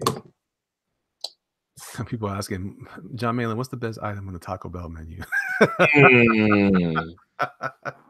That's hilarious. Hilarious. Oh, anyway. Hey, I'm sorry if I bum you guys out, man. I'm just, That's pretty depressing. Yeah, we know, whatever. I'm just feeling like, I got stuff I gotta get off my chest, man. Stuff I gotta get off my chest. I sometimes people think I don't have an opinion. I'm like, no, I got opinions. I'm afraid I don't think you're gonna like it when I say it. It's just a lot of people don't understand. They don't, this is the thing. A lot of people don't understand or get it because we don't like to talk about it. And a lot of pros can't even talk about it because they really want to work for these companies. And it's like a weird, I don't know how to explain it, but it's like this mafia thing. It's like if you even talk shit on anything, it's just they're gonna make it. These people with the power to hire you are gonna be like, oh, he's difficult. Oh, he complains. It's dumb shit like that. That is bad business. Hire this person because he's a badass artist or badass writer. Right. Who cares if it's because, oh, he's difficult to work with? Dude, everybody in there just kisses each other's asses and they suck. It's true. They suck. They're all hiring their friends. They're all hiring their idols. I don't know. Like they're just all like, it's just weird over there. It's not like before in the 80s and 90s, 70s, 80s and 90s where like you were actually, you had to be good. And if you weren't, you've seen all those like rejection letters from like Todd McFarlane, Jim Lee. All those editors were like, yo, come back. You still got some work to do. Come back again. Keep trying. Yeah, definitely. I've said, especially the topic. Well, I'm in the one that Jim Lee posted a couple months ago as well. That just brutal. But I mean, obviously, he came out on top. So there you are. Yeah, and he wouldn't have been, for instance, like these guys that were superstars in the 90s. A lot of people not even a lot of people. There's two different types of comic readers, apparently. There's us. I think we are this is going to sound kind of like elitist, whatever. I'm not trying to sound like that. But I think we're like real comic book fans. Like we are. Like we understand what the medium, superhero. I'm going to get more specific because comic book can be anything. But we're legit superhero comic book fans. And they're supposed to look and feel a certain way. They're basically big blockbusters, action movies, right? The people that took over comic books from us, that kind of like the reason why the art styles look very instruction manual. A lot of the art is boring now. A lot of the writing is pretentious. These people, I don't think they really like superhero comic books. That's why they're changing them so much. I agree with that. So there are two different types of people that just don't agree on what these books should be, and the reason why Rob Liefeld and McFarlane and Silvestri and all these guys were the superstars is because that was what superhero comics are supposed to be about. I got into that art when I was a kid. I was I don't know. 8, 7, 10, I don't know. But I wasn't nostalgic. I wasn't biased. I wasn't Comicsgate. I was literally just a kid. And the art like blew my mind. Yeah. And I started reading comic books. And I wasn't the only one because a lot of people my age, and you see it on Twitter, Ava and all these other people, some of the War Campaign, whatever, all these other people, we're like going back to that. We want that style to come back, that energy to come back, because that's what makes superhero comics fun. The other stuff, like this boring ass, like plain art, that's not fun. It's not fun. Is it drawn well? Yes. Is everything accurate? Sure. You know what I mean? Like everything looks sterile. I think I take it a little further. I think it's that it's not meant for superhero comics. It's not. It's not the language of superhero. It would be like let's say there's an X-Men movie coming out, and it would be like getting the director of Napoleon Dynamite to make that X-Men movie. That's just the wrong guy. You just don't do that. They probably did that. I mean, you know, that's probably was, you know, they probably, that's the way when you read the like Hollywood Reporter, some of the choices that I've seen for who's going to produce or direct things are always like, wait a minute. It's like, that's not a good choice. Yeah. And it's people don't think in terms of the type of property. They just go like, oh, who won an Oscar? Or, you know what I mean? Like they're not thinking about the X-Men. They're thinking about the director. Like they're just thinking about this guy and just this self-importance. Like we're better than the X-Men. No, the X-Men, you should bow down to your knees, read the comic books, watch the cartoons, play the video games, and absorb everything that makes those characters great and put that in the movie. I don't want your voice in the movie.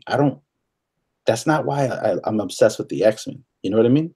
It's like we love the X-Men because of the X-Men, not because of Bryan Singer or whoever.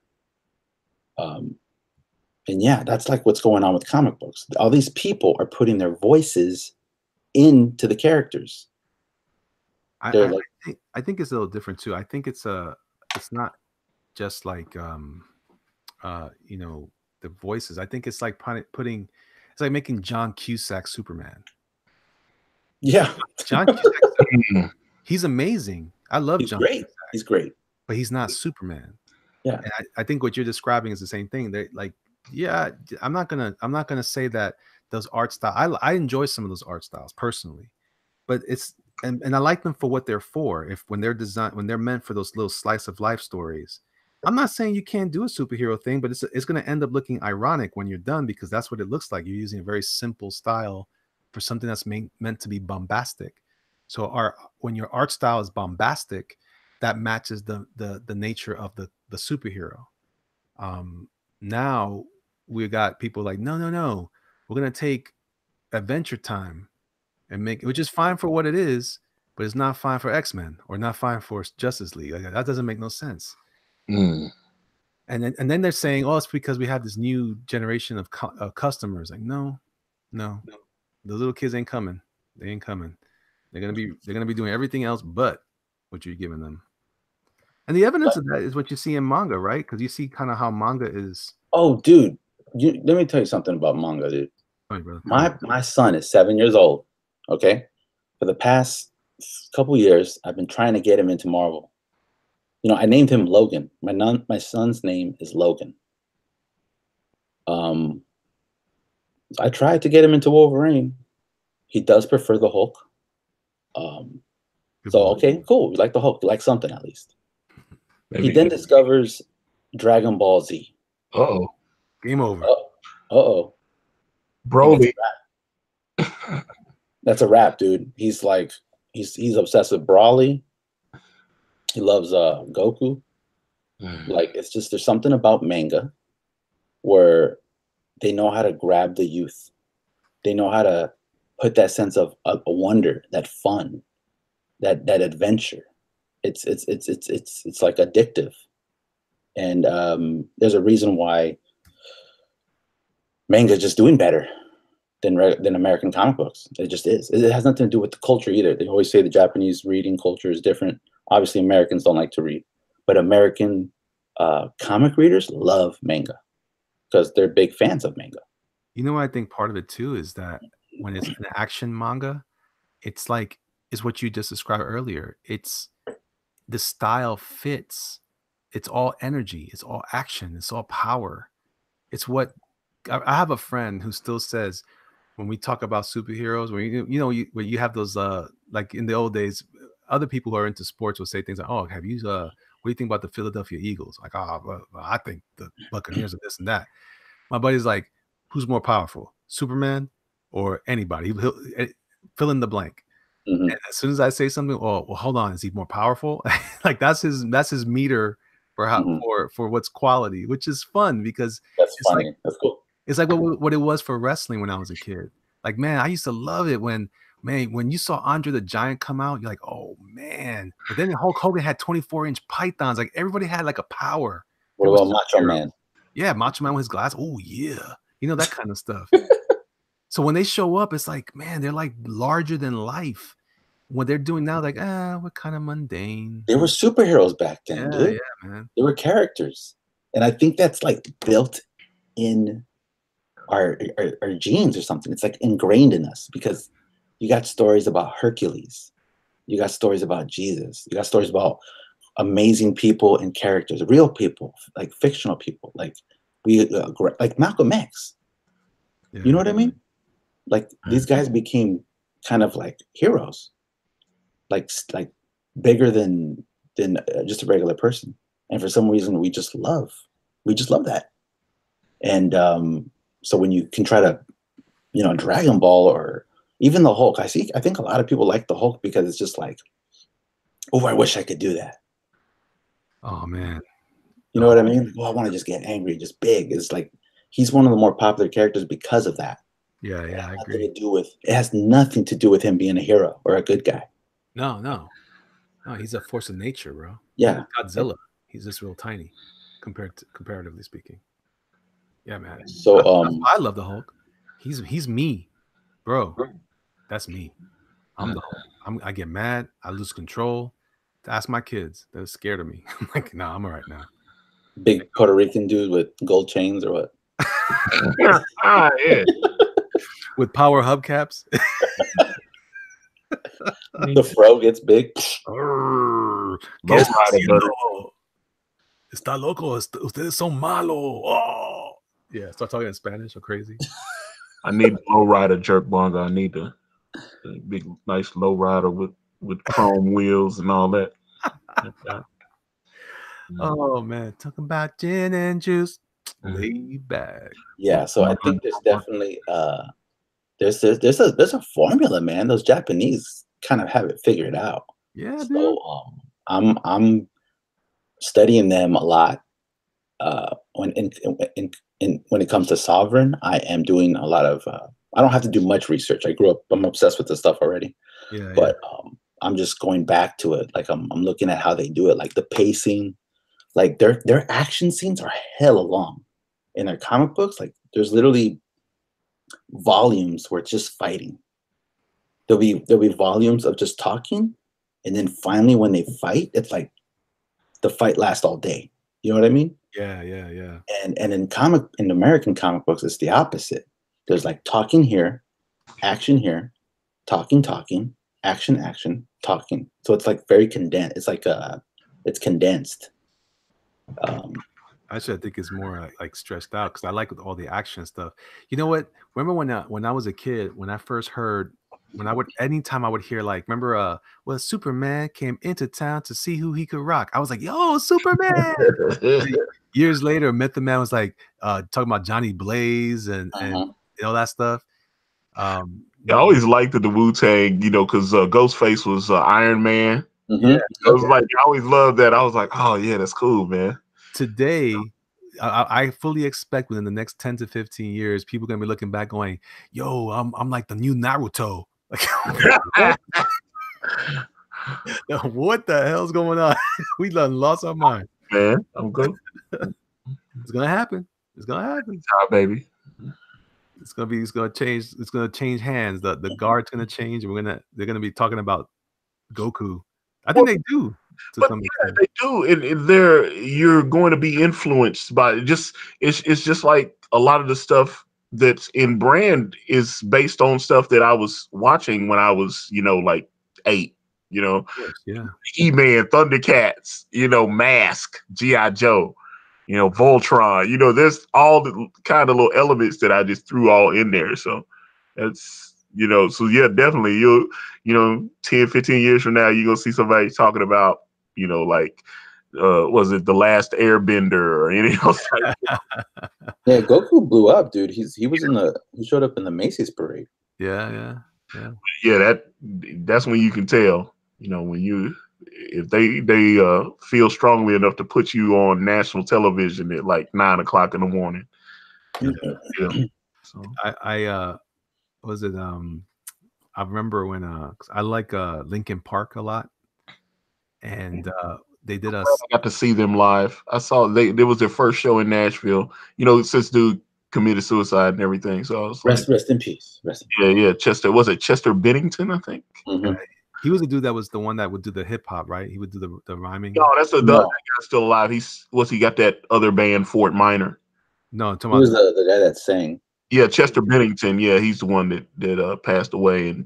But they had their first show in Nashville at Bridgestone Arena. This was on I think it was the Meteora tour, and I got to see them. Okay. But do you remember when they did that album that had the Gundam on the cover, on the album cover? I think I do. It was a bunch of remixes, and they had Pharoah Monch doing they did a song called High Voltage. Man, you just threw. Man, I had heard the name Pharoah Monch in so long. Yeah. You're playing yourself. I remember that way back when Rap City used to be on BT and everything. Rap City, the Organized Confusion. Oh my God! He was on there though. He was on that album, and then he did this whole thing when it's called High Voltage, Unforgettable Sounds. Anyway, so they did this one. Pyro comes on, man. He trips me out because he's talking about telekinesis and then ruby quartz glasses. Like, oh, that's Scott Summers. What's up? Oh, dude, so many hip hop heads are comic nerds, man. Oh yeah, man. Yeah, but see, that's the thing. Someone, when I talked to Sanford Green, he had talked about the Method Man comic book that he did. And I was like, he did that like 10 years ago, Yeah. And man, and I told him I saw Method Man on Comic Book Men with Kevin Smith and stuff. He they got that shop there in New Jersey. And I'm surprised Ethan doesn't go to that shop. Wherever that, since he's in Jersey, I'd like to know why? Go to that shop. Because Jersey is gigantic compared. Yeah. Like that's in Red Hook or whatever. Yeah, maybe that's what it is. And it's really, I wanted to go there one time to check it out. And my boy's like, I don't know, man. It's really far away. We can go, but we're gonna be a long ride, so at least a couple hours. I'm like, couple hours? What the heck's going on? It's Jersey. But I live in Florida. Everything's like a 30 minutes away in a car ride. But hey, real quick, someone in the chat said EVS is going to be in the next Macy's parade. I don't know. EVS is losing them weight. He looked like he be on the slim fast diet, Well, he's still gonna have a pie though. It's gonna be a pie. Don't make him fat to float. Well, there you go. He's gonna be. No, it won't be him. It'll just be a balloon of him. With a pie. He'll have that's when you know you made it. A chef hat. It'd be a chef hat. That'd be hilarious. Oh man. So the chat's active, man. We got 65 people. I've never had this many people in my chat. Thank you guys for coming out. I appreciate it. You guys are awesome, and you dealt with my rant, and I appreciate it. Sorry for the soapbox, but I'm not sorry. Too bad. Sorry, not sorry. Sorry, not sorry. But I appreciate you guys chatting and cutting it up in there. Is John Malin still around? See. Yeah, I see him. So let's see. Arthur Brown, the Uncanny Kodiak, my man, says, Jerkmonger, hey, that's a good conspiracy to tackle on paranormals. What King Crow said. Wait, what did King Crow say? Let's go up. Let's examine. Yeah, you need all the material you can get, man. King Crow. He and Chris Cornell were suicided. They were both trying to expose child trafficking. Oh. Yeah, we're here listening to you, Sierra Whiskey says. Oh, that's not good. What's curious 2A says, that's horrible, Elliot. What's horrible? Pie? I like pie. Especially for Thanksgiving Day parade. Makes most sense to me. Maybe I'm crazy. I'm still crazy. Why are you guys here still? I'm crazy. You can be a little whack. You can be a little whack sometimes. I'm just be real with you. Oh well. Staging an intervention. Oh, okay. Well, thank God you're here. Thank God you're here. Huerta, thank God you're here. Is my fate. Have you ever drawn Dr. Fate, Elliot? Let's draw him now. I was like, that is I started getting a new appreciation for the character when I was playing Injustice 2. I was like, I thought he was actually all right. He would be easy to draw. You think so? Because he has no face. Curious 2A says lettering. Oh, whatever. I don't care. It was fine. It's just fun. You're gonna be all right. You're not gonna worry about therapy. It's gonna be okay. They're gonna tell you go home. Oh. You'll be fine. Relax. Hey, I'm excited that they finally got some DC movies, right? Like Aquaman. Aquaman rock. Yeah. I loved Aquaman. Yeah, I love it too. Great. It was great. I'm finally hyped for the next one. I thought I've always been a fan of Aquaman. I'm a closet fan of Aquaman, and because everybody hated him so much for years. But what got me hooked on him was when I was a kid. My cousin, we used to spend a lot of time at my grandmother's house, and my of course, as the parents do, whenever they go to grandparents' house or whatever, they always like to leave toys there for the kids to play with. So my cousin left his Aquaman Mego figure with a Mego figure size shark, great white, behind them. It must have been leftover from Jaws or something, because that's what it looked like. And so Aquaman he was right behind him was a shark, and there's a bunch of trash in his mouth, and you're supposed to try to pull out the trash like a game or something. It was silly. But what was interesting about it to me was just the way Aquaman looked so cool. That orange and green was like a great color combination. So long story short, man, I fell in love with that. And I've always been kind of like, he does seem kind of silly because all he does is talk to fish and like on the Super Friends.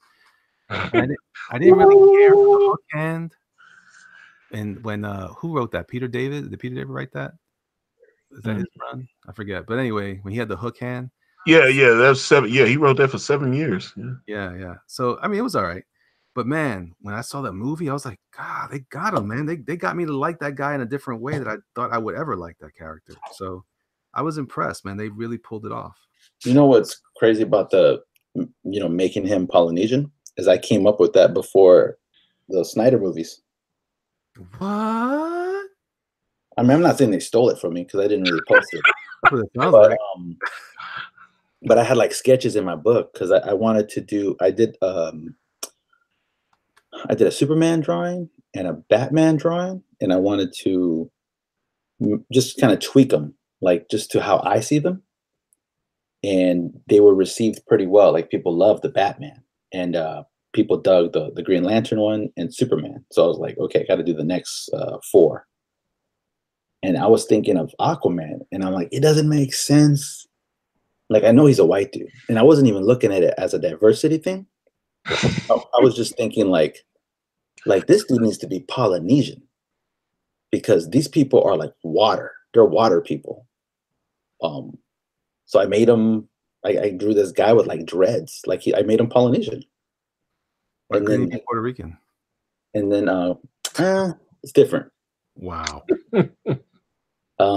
Even Maui, like their gods. It's different. But I'm with you. But yeah, and then a couple years later, they show that picture of Momoa, and I'm like, what? That's cool. So I was tripping. It looked almost like my drawing. It was weird. You're like, what? They stole it from me. Yeah. And then when I drew the Flash, I was gonna give him big ass legs, like buff legs, small upper body, but like huge thighs. And I dated her before. Yeah. Yeah. I'm trying to think. Who was the other one? Wonder Woman. I'm missing one. There's 4. Aquaman, Wonder Woman, Flash. Martian Manhunter, Superman. I drew Superman. I drew a Green Lantern, and I drew Batman. And then I had to draw 4, right? Because there's 7 in the Justice League. Right. Martian Manhunter's the 7. The Martian Manhunter, or you probably went with Firestorm or Cyborg now is what they use. No, you know what? I was probably gonna draw Martian Manhunter, but yeah, man, I was just I wish I finished them all, but it was pretty cool to see. Like I wasn't the only one thinking that. You know what I mean? Yeah. I liked him. I thought he did a good job. I liked him in Justice League, but I really dug him in his own movie. I liked how him and Ben Affleck played off. You know, Ben Affleck was like always getting annoyed by him and stuff like that. So I always thought that was cool. What's going to happen now that they don't have? I mean, is there any news yet about? I heard that they're not going forward anymore with these movies for a while. Well, yeah, with the connected universe, they're just going to do individual movies, but they're still saying that Flashpoint is going to happen, and Ben Affleck was supposed to be in that. So I don't know. Maybe he ain't in that anymore either. So what about Dude, that Flash needs to be recast. Yeah, I agree. It's Soy Flash. I was like, yeah, I like him in the Fantastic Beasts movie, so I like him in that. So Watch, check it out. Watch real quick. I'm gonna put it on. Let's see if I'm gonna turn the camera on. Get my sketchbook in here. Let's see if I can see it. All right. So I see some people in the chat about suing WB. I got some evidence. Let's see. I'm gonna put you on the screen. Can you see that? Oh yeah. Look at that. Dang. How do I know you didn't do that last week? I didn't. It's an old ass sketchbook. Says you. That looks awesome, man. Here's the Batman and Green Lantern. Ooh, Green Lantern looks cool. He has stolen all of my ideas. Actually, I really like your take. That style that you use that has kind of like a ridged look. It looks really good on Green Lantern. It is really cool.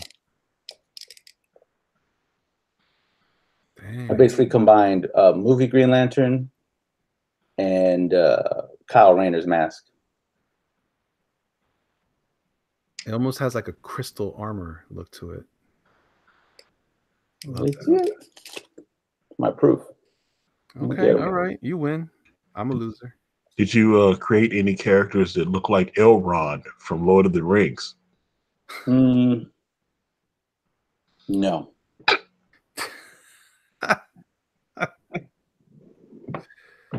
What you gonna do?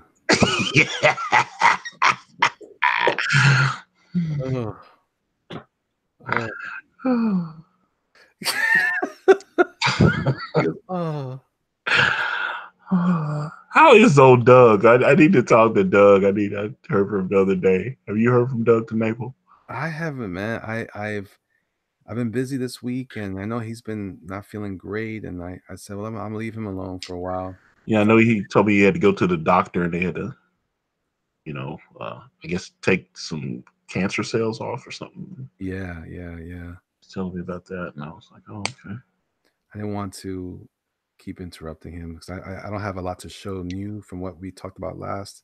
I'm trying to clear out my docket and get cranking again on content. I actually planned after this weekend to spend most of next week just dedicated to doing all the art that I need to do to present on the campaign for the following week. So when are you? Do you know when you're going to launch? I'm shooting for not next week, but either that Friday or the Monday after is what I'm shooting for.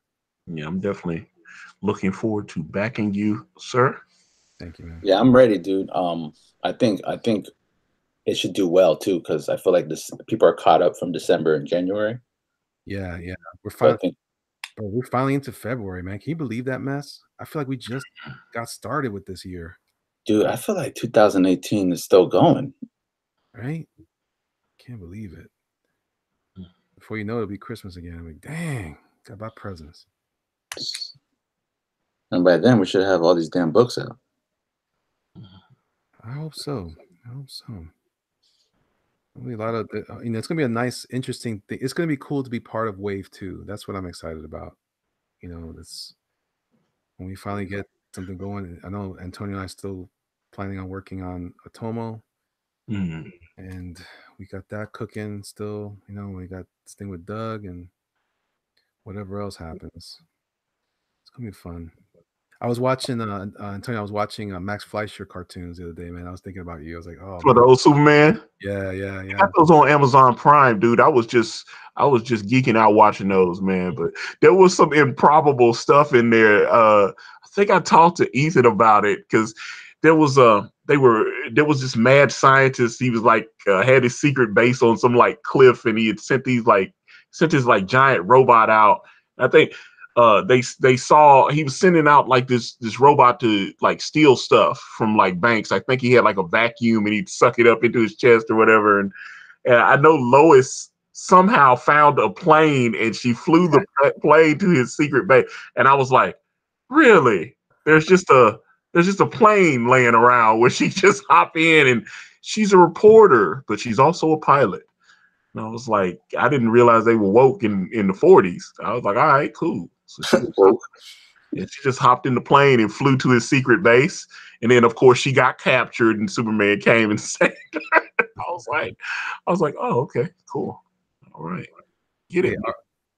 Arthur Brown, the Uncanny Codex says, Jerk Marker, for all of us 20th century kids, next year is 2020. What did I say? This year is 2020?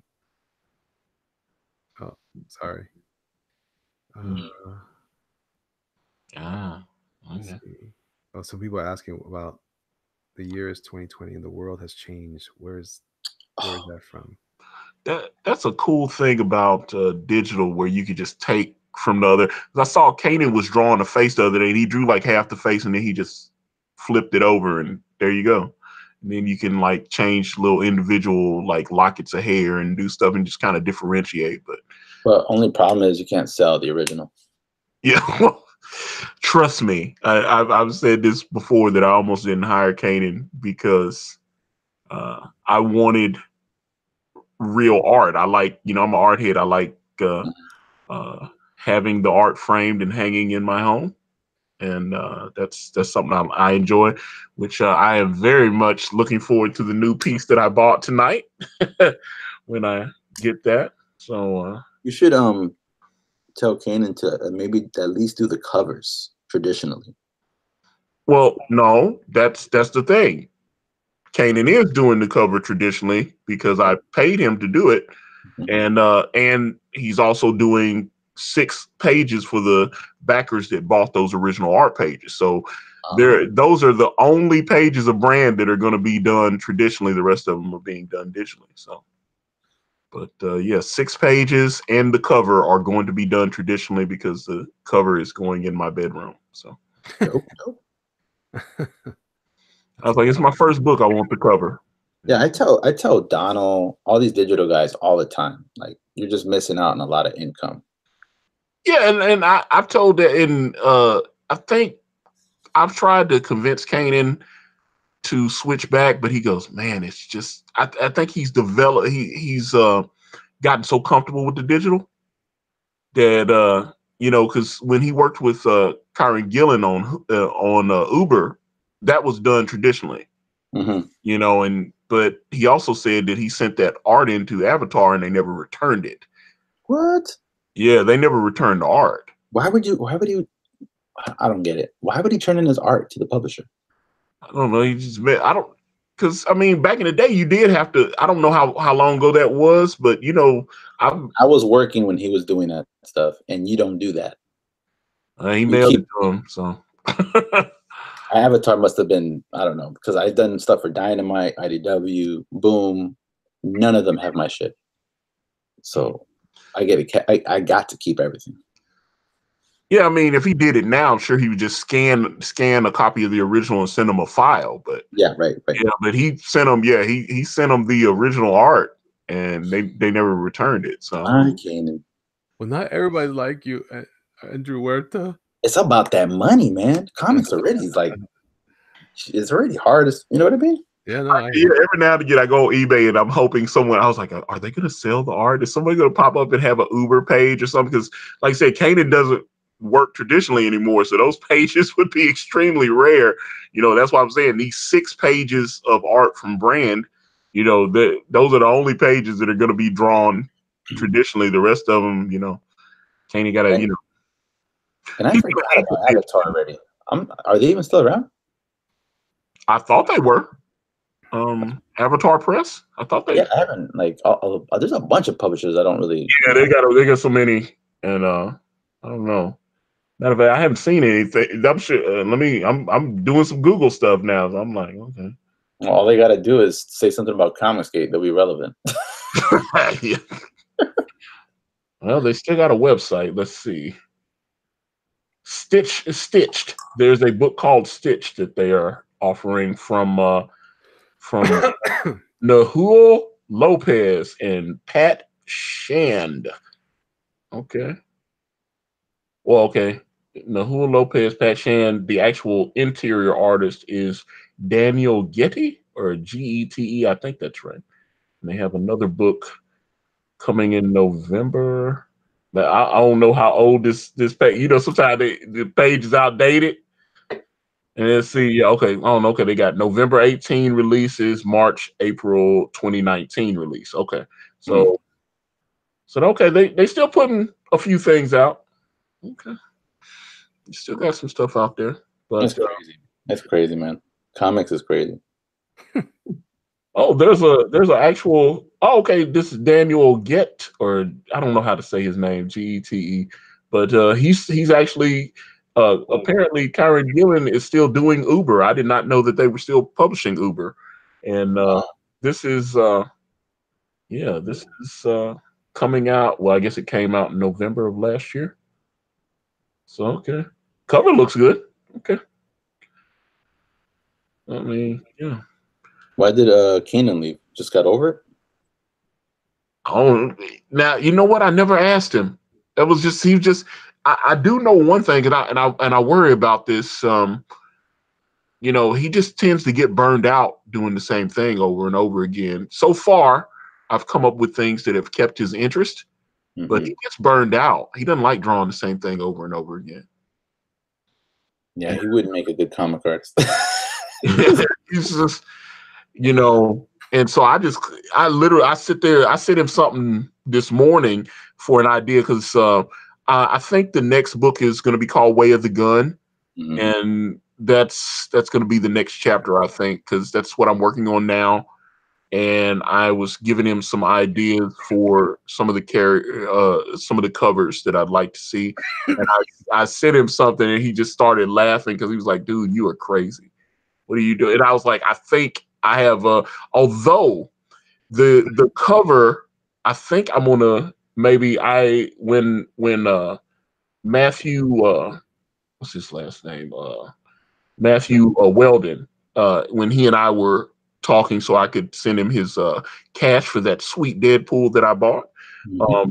I had asked if he might do something for the next campaign, and he was like, "Oh yeah, man, just let me know." And I might have him do this idea since I love the way he draws women, and I think I'd like to see him maybe do one of the variants for Brand. So dope.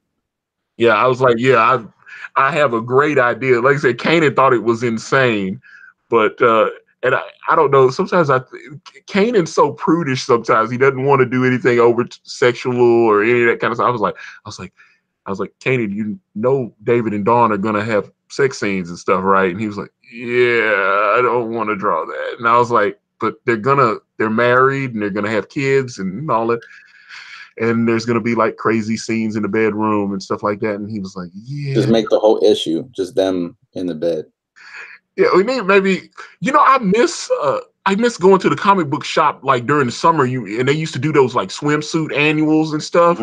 They need to bring those back. I actually maybe, you know, once I get a little further along, maybe we'll do like a Brand pinup, you know, as we get more of the women. And, you know, I'd like to, you know, because we got some very nice looking women villains and stuff like that in the book. So it would be funny to do like a Comicsgate swimsuit special. Hey, I'd be down for that. Like Cyber Frog and some like Borat type. What is that? Like Ethan could draw that character Heather of his. You have her in a little pinup. Maybe have Cyber Frog putting some lotion on her or something. You know, suntan oil. You know, that would be cool. I could see it. It could work. It can work, dude. We just gotta keep it up, and everything will work. But yeah, it's like, but yeah, Canaan can be a little prudish with some of the ideas that I have. But if I nag at him enough, he does what I want. So that's what it is. So Sierra Whiskey Antonio turning the frogs straight. They're turning the frogs gay. Oh, that's crazy. I was like, that's hilarious, but I don't know. I'm definitely looking forward to Blood Honey though. I keep telling Ethan that I saw that big that Overstreet cover that Ethan held up. I was like, I want that cover so bad. I was like, that thing looks so sweet. I was like, oh, that's so big. I had to find a frame for it though, because it's definitely not 11. I was like, I can't believe how big that thing is. I was like, geez. I was like, It's crazy, you know, that we're connected. I mean, I don't know about you guys, but he made me a Green Lantern fan. You know what I mean? Dude, Rebirth. I just read Rebirth again the other day. That is, it's so good. The art and everything. Yeah, like people don't. It's just weird how all this drama happened, and now I'm working with Eve. Not working, but we're like your pen pals. We're equals or something. You know, it's weird.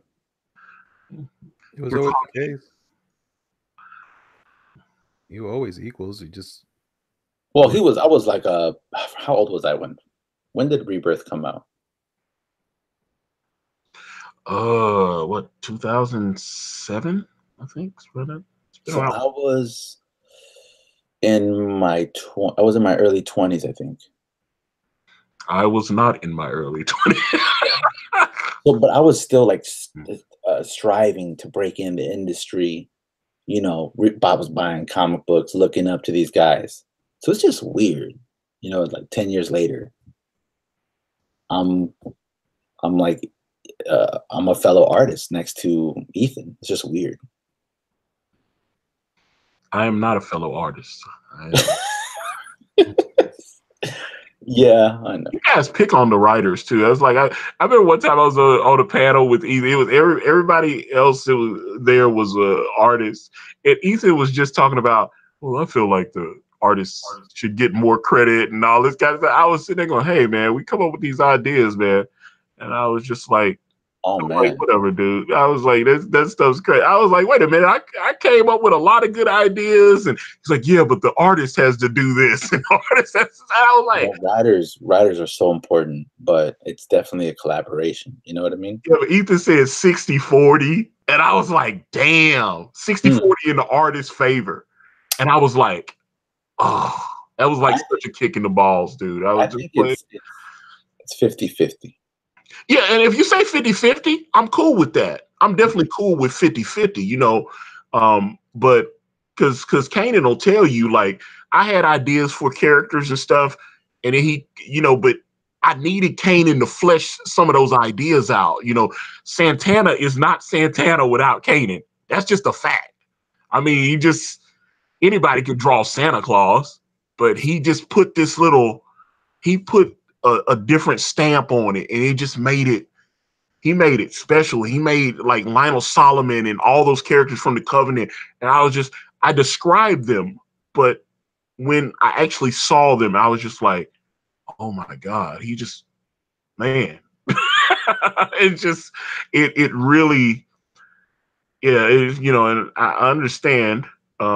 And yes, Sierra, comics are a visual medium. I understand that. And Ethan says it, and like I said, obviously Ethan is an exceptional artist, but you don't get Green Lantern Rebirth without Jeff Johns as well, because Ethan, as Ethan talks about his collaborations with Gail Simone, he really only says their Wonder Woman thing that they did together was probably good, and then they tried to work together again and it didn't quite work out. You know, the Firestorm thing and all, you know, so, you know, if you don't get some of those Sinestro Corps War and all that. Yeah, Ethan had great ideas. Like I love hearing him talk about how he kind of came up with the idea of the emotional spectrum. And then, you know, him and Jeff were just like riffing and kind of, you know, coming up with ideas and concepts for what they were going to create. And he's like, okay, well, if the green's willpower, what if you have in the yellow color is fear? What if you have this color and that color? And then, you know, and obviously came up with all those logos and everything. Ethan has a great eye for design. And that's why I think I'm very lucky to have someone like Canaan, because Canaan just seems to have a knack for coming up with great characters.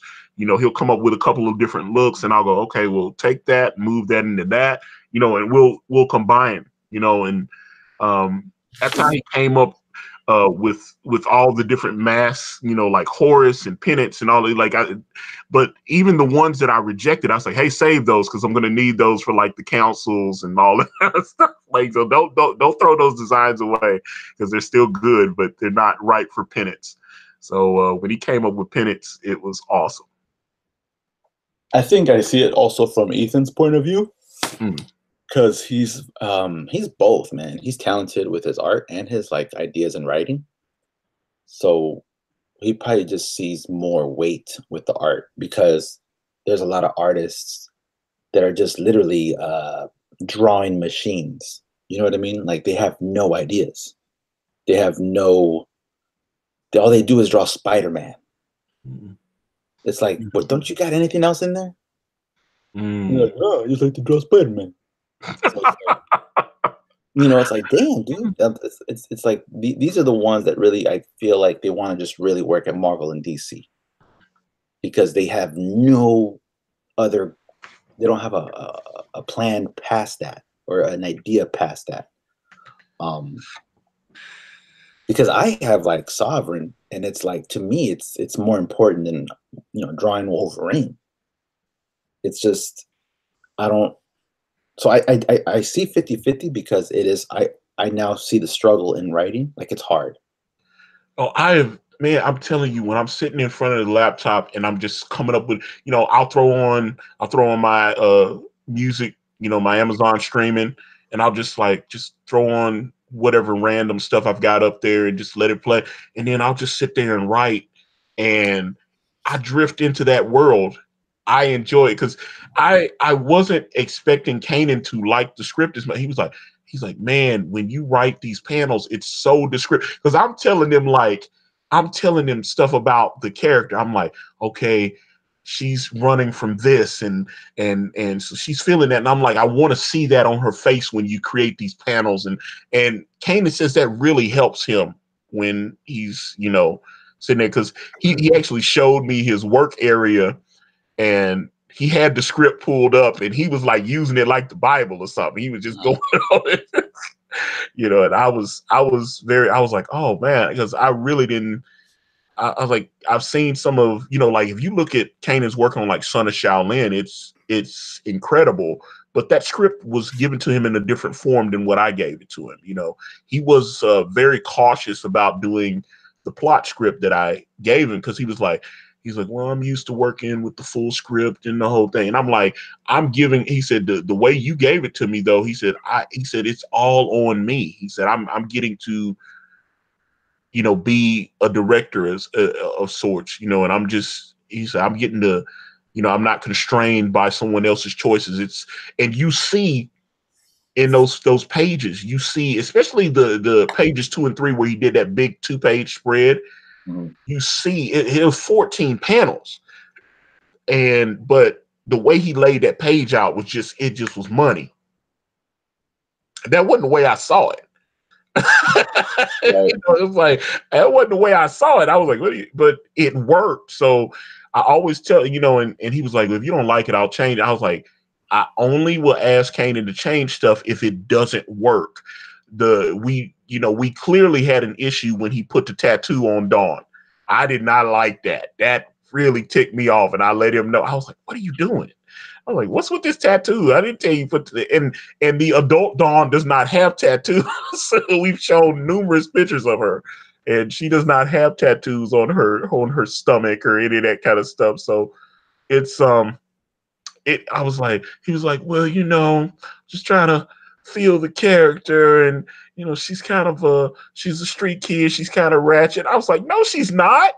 That's not who she is. Kind of sound like Michael Jackson. Yeah, I was just like, yeah, that's not the character. That's not Dawn. I know Dawn. Yeah. Trust me, I can tell you about Dawn. I can tell you what Dawn had for breakfast. You know what I'm saying? I know that's my child. I created her. I know that.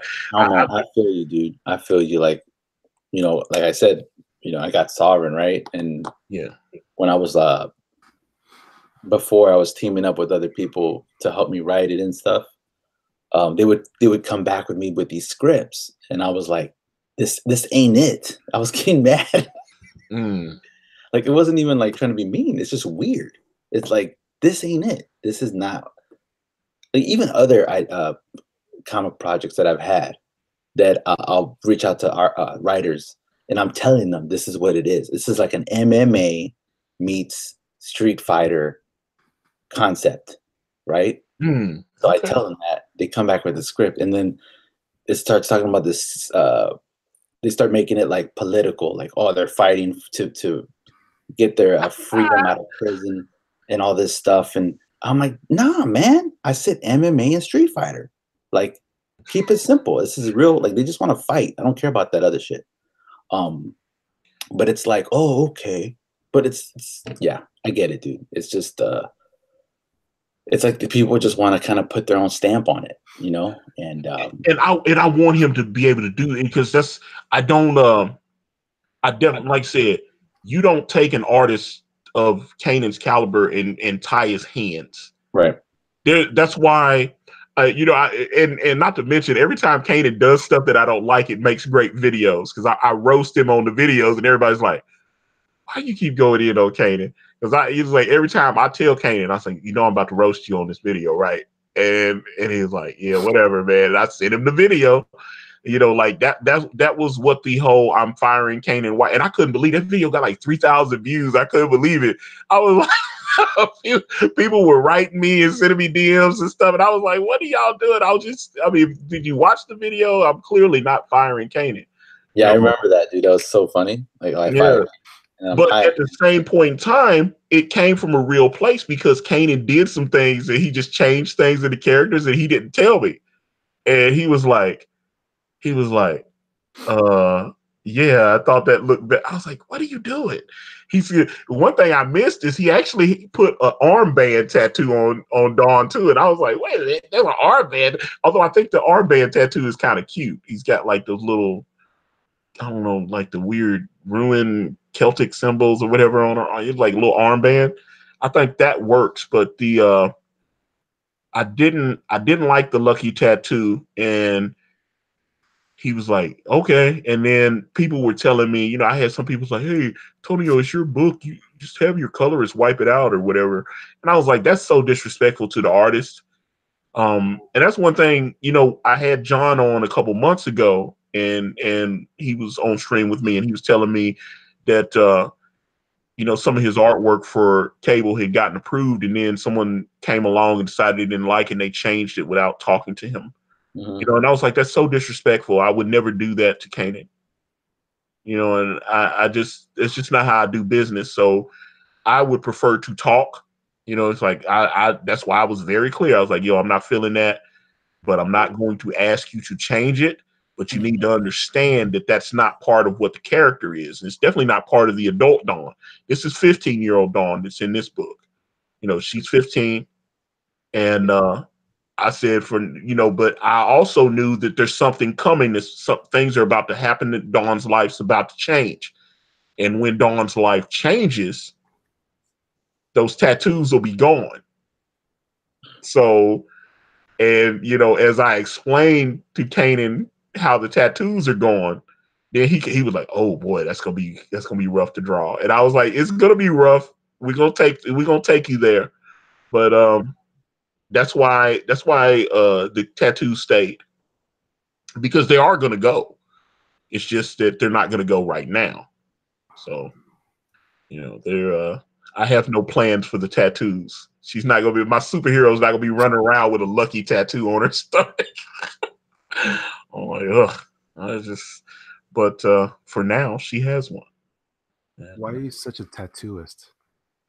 It's just, hey, there's not, you know how many, my brother's got like 80 tattoos on his body. I'm like, it's just not how I saw the character. And I'm just kidding. I know, but I don't mind asking the question. You know how many people have asked me that question in DMs and emails and stuff like that, especially after they, like I said, 3,000 people watched that video. You know how many messages I got? And it's like people on Indiegogo sending me messages and stuff. You know, it's like, so trust me, I have answered the question. And some people also say, you know, Antonio, I agree. I didn't like the tattoo either. And I was like, it was like, and people thought I should be like firm with Canaan, and I was like, no, it's not how we do business. You know, that's my dude right there. I mess with him heavy, and but it got to a point though. He was like, you know, he said, I'm not married to the tattoo. He's like, if you want it gone, I'll get rid of it. And I was like, nah, brother, we good. And but like I said, I explained to him how the tattoo would disappear. Just like she's gonna eat some Lucky Charms, and then the leprechaun's gonna come out, and she'll be gone. You know, it's just what is gonna happen. So, but it's I'm actually getting nervous when I know that scene's coming up, because there's a lot of things gonna happen. She's gonna meet David. That's when she's gonna meet Morgan for the first time. There's a lot of things that are going to happen. You know, I have to conclude why she's not with Fame anymore.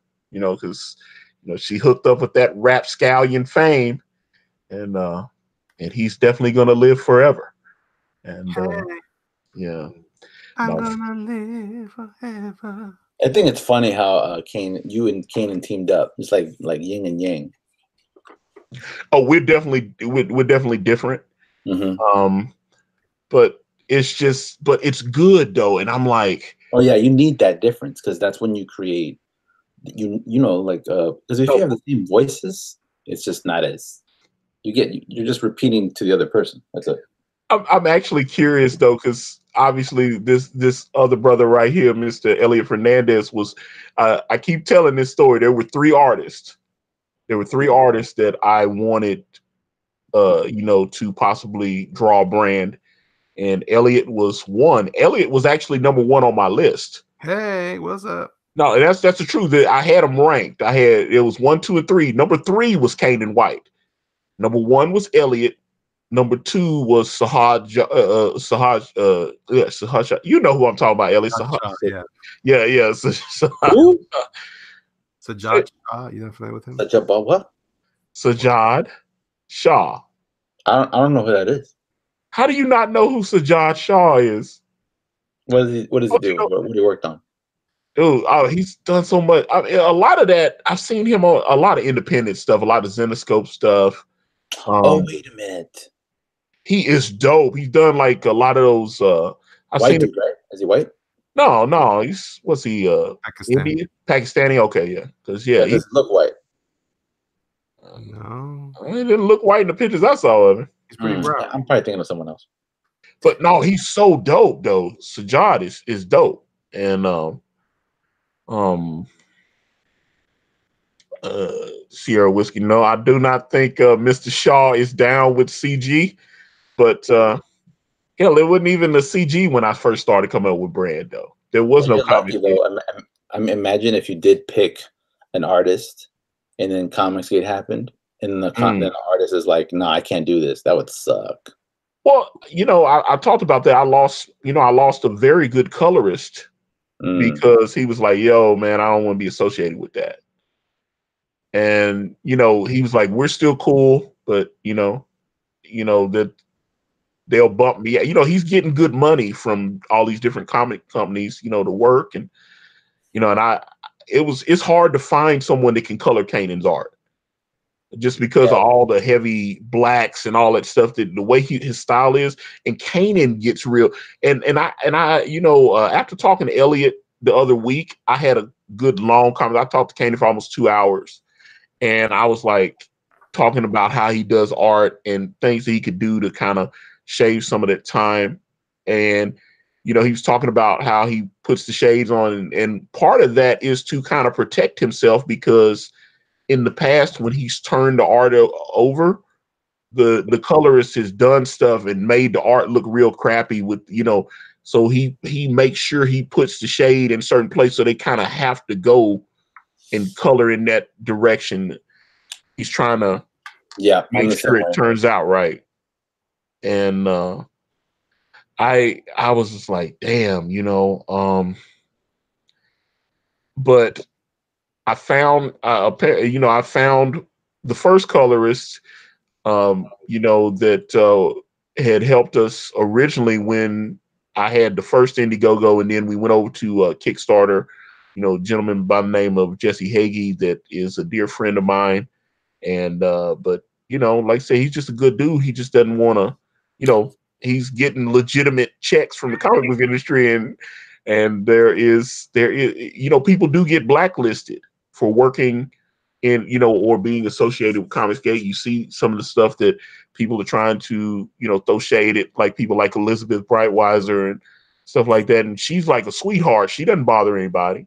So I just, oh yeah, the blacklist is real.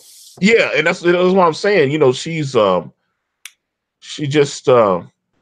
that's just, I don't know, if you bother someone like Elizabeth Breitweiser, you need to really reevaluate what you're doing with your life. She doesn't bother anybody. I was like, she seems like one of the sweetest people on the planet, and just, you know, very positive, and just doesn't bother anybody. So I was just like, come on, man.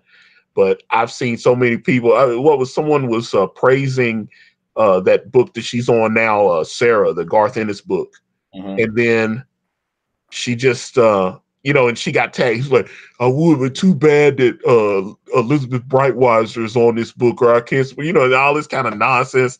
I was just like, dude, man, that you just throwing shade to throw it, man. I was like, you know, that book looks fantastic. You know, I'm actually looking forward to reading it. And I'm like, you know, they were like, I can't support this book because she's in Comicsgate, and they said something about her voting for Trump, and I was just like, y'all are idiots, man. Why are you doing this, man? I was like, you know, and she's a, you know, and the guy was like defending her because she was like, I'm so sorry you're getting dragged into this nonsense, and I was like, I just felt so bad for her because, like I said, she seems like such a sweet person, and you know, all the streams I saw her on, and I haven't been on any streams with her, but I was on a few with Mitch right when I first, you know, got in, you know, like, you know, but then, you know, Mitch kind of, you know, I guess he's working on Red Rooster and just doing his own thing. So he's doing it a good way, man. He's like basically just drawing comic books. Yeah. So I don't know, but I've seen people say they miss him on the streams and stuff like that. But yeah, he's just, you know, but I backed Red Rooster. I was surprised. You know, they backed Brand, and I was shocked by that. You know, I was like, hey, okay. I was like, appreciate you. You know, and I backed Red Rooster because I wasn't expecting. You know, it was a couple people. You know, like, you know, Doug told me, he's like, hey, Brice, I like your book, man. I'm gonna back it. I was like, you created Earthworm Jim. Why are you buying my comic? I had the video games and stuff, and it's like, you know, it's man, it sucks you can't get that character back. Yeah, that does suck because there's a lot of people. If he could do something with Earthworm Jim, you know how big that character would be if Doug could promote that character now. Oh, man, instant hit. Yeah, I would love to see. I'm surprised they haven't. Do they not have any kind of comic book or something? I'm surprised. It's like they just, obviously they're holding the copyright, but it doesn't look like they're doing anything with it. A while back he had mentioned that they had talked about maybe coming up with another game, but even that doesn't look like it's really happening, you know? So I don't know. That's the case with so many characters or IPs. They're just sitting on the shelf. Imagine if I could use Silverhawks. Ooh, man, I love Silverhawks. Partly metal, partly real. Silverhawks, if I could use Street Sharks, if I could use Double Dragon, man, you know what I mean? It's endless, dude. And these people are just not doing anything with them. There's fans out there that are obsessed with these properties. Obsessed. Actually, you know what? My favorite property cartoon, Mighty Max. Mighty Max, Mighty Yeah, I Max. used to like that. Dude, Mighty Max was deep. The toys were like silly, like for little kids, of course. But when Yeah. you watched the cartoon, it was dark. I had And hoped they would bring a Mask back. You know, it's like I used to love my Mask. like if all of us were able to just grab one, like let's say I grab Mighty Max, you grab Mask, Elliot grabs My Little Pony. Yeah, yeah. You know, we would all be taken care of, like financially, because the fan base is already built in those things. Dude, if you gave me Mask, I could. Oh man, I would just love Mask. I was like, I would love. You know, I could actually do. It's go. I know I'm gonna get roasted for this, but I actually had a cool take on Jim and the holograms. I thought Jim. I've got a kind of a different. It's a little darker than the hey, we're Barbies, let's dress up and do that. But I thought that's one of the reasons you'll see like Penance can like he'll be able to like cast holograms and different illusions and stuff like that. But that's kind of a nod to Jim because I always like synergy with the earrings and all that. That movie really pissed me off. That Jim movie was trash. And I was just like, man, y'all could have made it cool. Why did y'all screw it up like that? It could have been, it just really bummed me out. I was like, Antonio, you and I would be the only ones going to see that movie if it came out the way you wanted it. no, it would have been, no, dude, I mean, those earrings, Jim's earrings, I could have done so much with that, man. I would have, I could have had fun with Jim and the holograms, man, because it would have been, I don't know, it definitely would have been more fun, having her create different illusions and so she's gonna be a rock star in part-time and then she's gonna be kind of getting into adventures.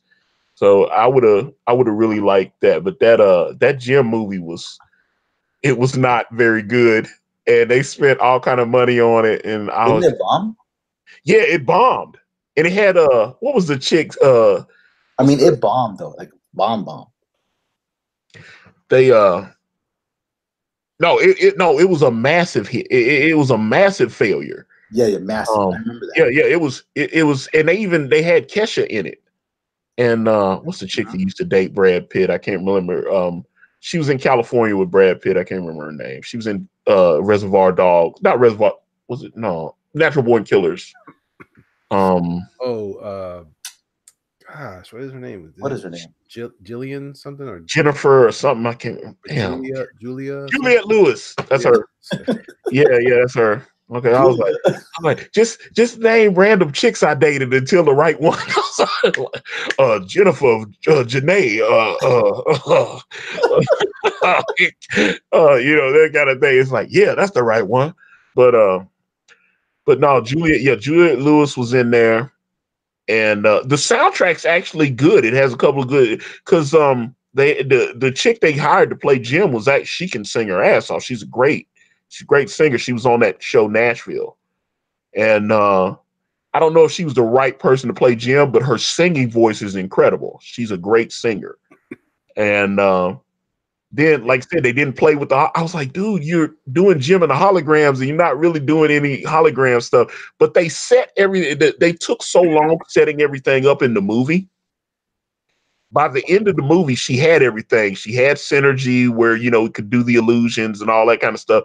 But I was like, y'all wasted 2 hours of my life and didn't give me all the cool stuff that people liked about Jim and the holograms. There was no holograms until you got to the end. They had her like on a puzzle quest trying to find different pieces of the machine to put it together. We're going to do our own comic called Holograms. Yeah, we always wanted from Jim. Antonio, do a mask thing, dude. He just went through a diatribe telling you how much he liked Jim. He ain't interested in no math. I want to read this comic too. I can't read Jim. I love Jim. No, No, it also had an idea for He-Man that was more like a Game of Thrones type thing. You know, it's like, it's gonna be, yeah. I was gonna have He-Man like there isn't gonna be a talking battle cat in mind. You know what I'm saying? It was like it wasn't gonna be a talking battle cat. So, but there shouldn't be one. He didn't talk in the little comic strip they came out with the toy. It was in the cartoon he talked. Yeah, they made it kid friendly. Like, I'm Cringer. I'm afraid of everything. I don't know, Adam. Maybe we should just listen to everybody and let everybody get murdered. Cringer, we can't do that. They're our friends. Dang. We've got to, I don't know. That kind of thing. And then all of a sudden you zap him with the sword and he's like, oh, yeah, there you go. And I was like, let me rip something up. Well, boys, I'm at the end of my rope here. Don't talk about rope. I am tired. Yeah, and no, get a rope. I started drawing the Hulk. I drew Dr. Fate. You see my Dr. Fate? Dope. Yeah, your Dr. Fate was dope. Got some mask on. Explosion. And then I drew Batman or whatever. I love that Batman, dude. Yeah, it's the Batman White Knight Batman. Yeah, I love that. Yeah, that's a good thing. And my terrible letters, as they told me. Yeah, it's not that good. I don't care. I was just having fun. Why can't I just have fun? It's not for fun. You got to be a pro. Wow. Is that you crunching on almonds again? Yeah, sure. Love it. But seriously, guys, thank you guys so much for hanging out with me. I appreciate it. All you guys in the chat, thank you so much for hanging out. If you haven't already, please destroy that like button and hit the bell for notifications. And also check out Akari Press, Antonio Brice, Canaan White. It's still going on in the store, right? Still on demand? Oh yeah, it's still up in while Canaan's drafting. So. Got the shirts still available? In fact. Well, you talking about the Cold Winter's Night? Didn't you do some Cyberfrog brand shirts?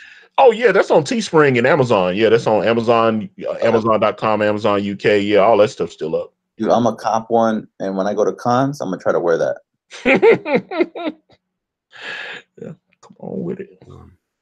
I'm trying to find everybody's stuff. Is Sovereign still on demand? It's store. Yeah, it's in store mode. Okay. Oh, hold on. So let me get brand.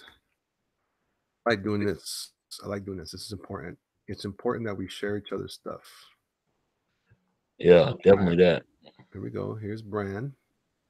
I'm going to put it into the description. Well, wow. You got to do it in the Macho Man, dude. And the description. Oh yeah. You like that, huh?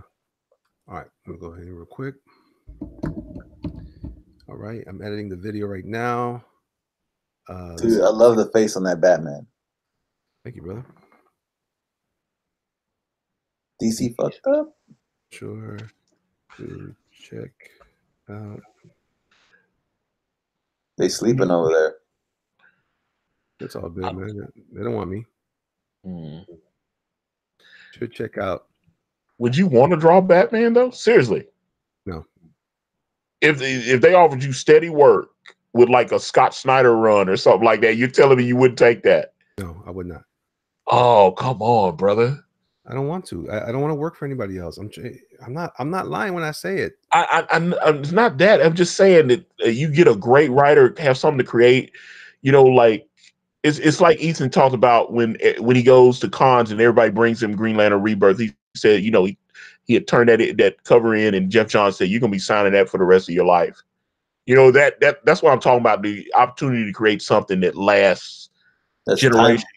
Yeah, exactly. You telling me you wouldn't even? I understand you don't want to work for anybody else, but the opportunity to create something like that, to create, you know, like I don't know, all that classic X-Men, Jim Lee, Chris Claremont stuff, or you know, to be a part of a run like that where you know John Byrne on Fantastic Four, create something that stands, you know, Watchmen, Dave Gibbons, and Alan, you know, it's like, what if it was Elliot Fernandez and Alan Moore on Watchmen? You telling me you would take that chance? No. Oh, I don't have a love affair with it anymore. I'm genuinely not passionate about that specific thing. Hold on a second. And his store Teespring. Gotta get a store up there somewhere, Andrew. What? Store or something so we can connect your stuff to it. oh yeah, get you like a sovereign store, just you know, just tricked out merch and something. And Oh, you mean like some shirts? yeah. Yeah, I got to do something with that. Yeah, I mean, I bet you got a bunch of cool art that you're not even really doing anything with. Yeah, just even the logo too, just the title. Yeah, that's one thing. I'm telling you, I love Teespring.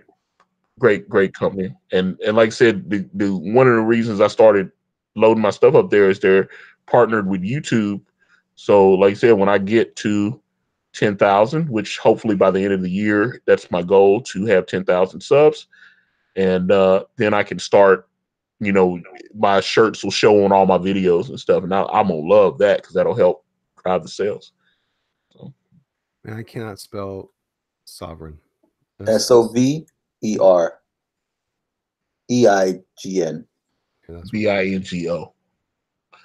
They messed me up.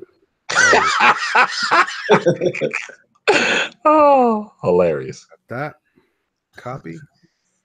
And let's see, go back to the thing. And so here we go again. EIGN? Or is it SOV? I got that. ER. I think it's EIGN. Okay, that works. I think. I always get confused. And Bingo was his name. Oh. Here we go. All right. Save changes. So I just put everybody's links in the chat. Or sorry, in the description below. Guys, if you are curious at all about anything that we're working on, please look down there. Keep your eyes peeled. In the next week or so, I'll be sharing my Indiegogo campaign with Doug TenNapel on the unspecified book that you're just gonna have to trust me on for now until I show you all those stuff. And but also we have Sovereign, and I put the link there. I also have Brand on Indiegogo. I put the link there, and also Antonio's store on Teespring. So also below, don't forget, I got some stuff, some my own Teespring stores. If you guys want to be part of the Jerkmonger Nation, I might make a Jerkmonger Nation shirt so you guys can enjoy that too. Those of you who are interested in that kind of stuff, if you're not, no big deal, but it's gonna be fun. Let's see. Mortal V says, Ellie, can you sing on what? Can you sing what? On Our Own by Bobby Brown before you end the stream then? What's that one? Oh, that's from the Ghostbusters 2 soundtrack. Too hard. Well, I guess we gonna have to take control. Yeah. All right. And also don't forget, I have a PayPal for like a tip jar for paypal.me/jerkmonger. You can also find me here on YouTube. Well, obviously you're here on YouTube. On Instagram at Elliot Fernandez _art. I had to keep it that way, by the way, because I messed up my whole Teespring, my whole link tree. And you can also check out my Instagram at, my Patreon at Elliot Fernandez art, and Big Bridge Designs with all my mini mongers and such. That's pretty much advertisement. And also, guys, how about you guys? You guys, Andrew, what are you on YouTube? I'm just I do have a YouTube channel. I'm gonna start once I start going hard on Sovereign, I'm gonna start streaming on there like crazy. Okay. So I guess just search Andrew Huerta and it should pop up. Okay. And what about your other places? Twitter at Andrew Huerta 93, Instagram at the Huerta. That's it. Okay. And Antonio, give me that awesome sweet sign off you do. Awesome. You actually want it? All Yeah. right. Well, if you want to reach out to me, I'm on Facebook, Instagram, Twitter, and right here on this YouTube channel, everywhere is at Akari Press. And if you type in akaripress.com, it will take you directly to my Indiegogo campaign for my comic book series brand with the phenomenal Canaan White. And that's it. See, Andrew, that's how you gotta do it, bro. When we get squared away, we sound like that. That's how we gonna sound. All my energy goes into the pages. Oh man, no, it's gotta be the total package, baby, total package. Well, I'll work on it. Lex So Luthor. before we go, let me answer your question though. Yeah, I genuinely, I'm not being, I'm not trying to be arrogant about it or anything like that. It's genuine. It's a genuine desire. I have had these opinions about the comic book industry for a long, long time. Just like Andrew said earlier, way before I ever came in contact with something called comics.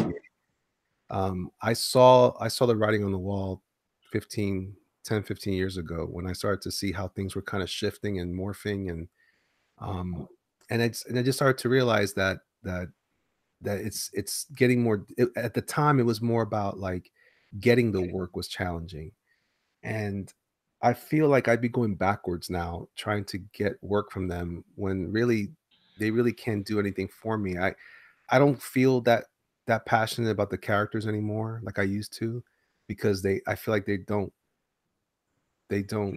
serve me anymore. They They don't serve, exist anymore. huh? I feel the same way. I'm just saying that for me, they don't exist. Yeah, kind of. I mean, like and also don't forget, Antonio, I've been reading comics. When I mostly read for the arts, so I wasn't really that passionate about Stories. storylines. It was when I was younger, and I was reading Secret Wars and the X-Men, Chris Claremont's around the X-Men. I didn't like Jim Lee's X-Men that much, Ooh. and I'm not really a big fan of Jim Lee, so that kind of thing is, yeah, I'm really not. I recognize what are the elements of Jim Lee's work that makes him exciting, in much the same way that I feel about Rob Liefeld. I respect them tremendously. Don't get me wrong. I'm not that arrogant, but I mean, I also feel like, it's okay. You know, it is what it is. And I know why people like him so much. You know, and he commands elements of design that are not normally spoken about, which is rhythm and texture. And so that's something that um, that registers subconsciously in a lot of people, and that's why they really dig it. But I've always thought like guys like Mike Silvestri, Mark Silvestri was really my guy of that Yeah, group. big fan of his. Yeah, he was for me more of what I needed of that look, and I still have him in my collection because of all those image guys, of all those guys from the '90s. Mark Silvestri's women are the sexiest. They are the like super dope, beautiful women. And so I always felt like then he also evolved. Like I remember in some of his recent cover work, I mean, I feel like his stuff was like he kept evolving the way he was using textures. He almost kind of merged that image style with like Gary Gianni, those kinds of like pen techniques, you know. He did all the little hatching. Remember when he was doing some, I don't remember now, like I think it was a Witchblade cover or a Darkness cover. He just killed it. He just kept evolving. Jim is, I respect him tremendously because for his business acumen, and I also appreciate how uh curious to a stop being the F word. What? Okay, whatever. That won't get you on my show for sure. But what do you call it? What's I saying?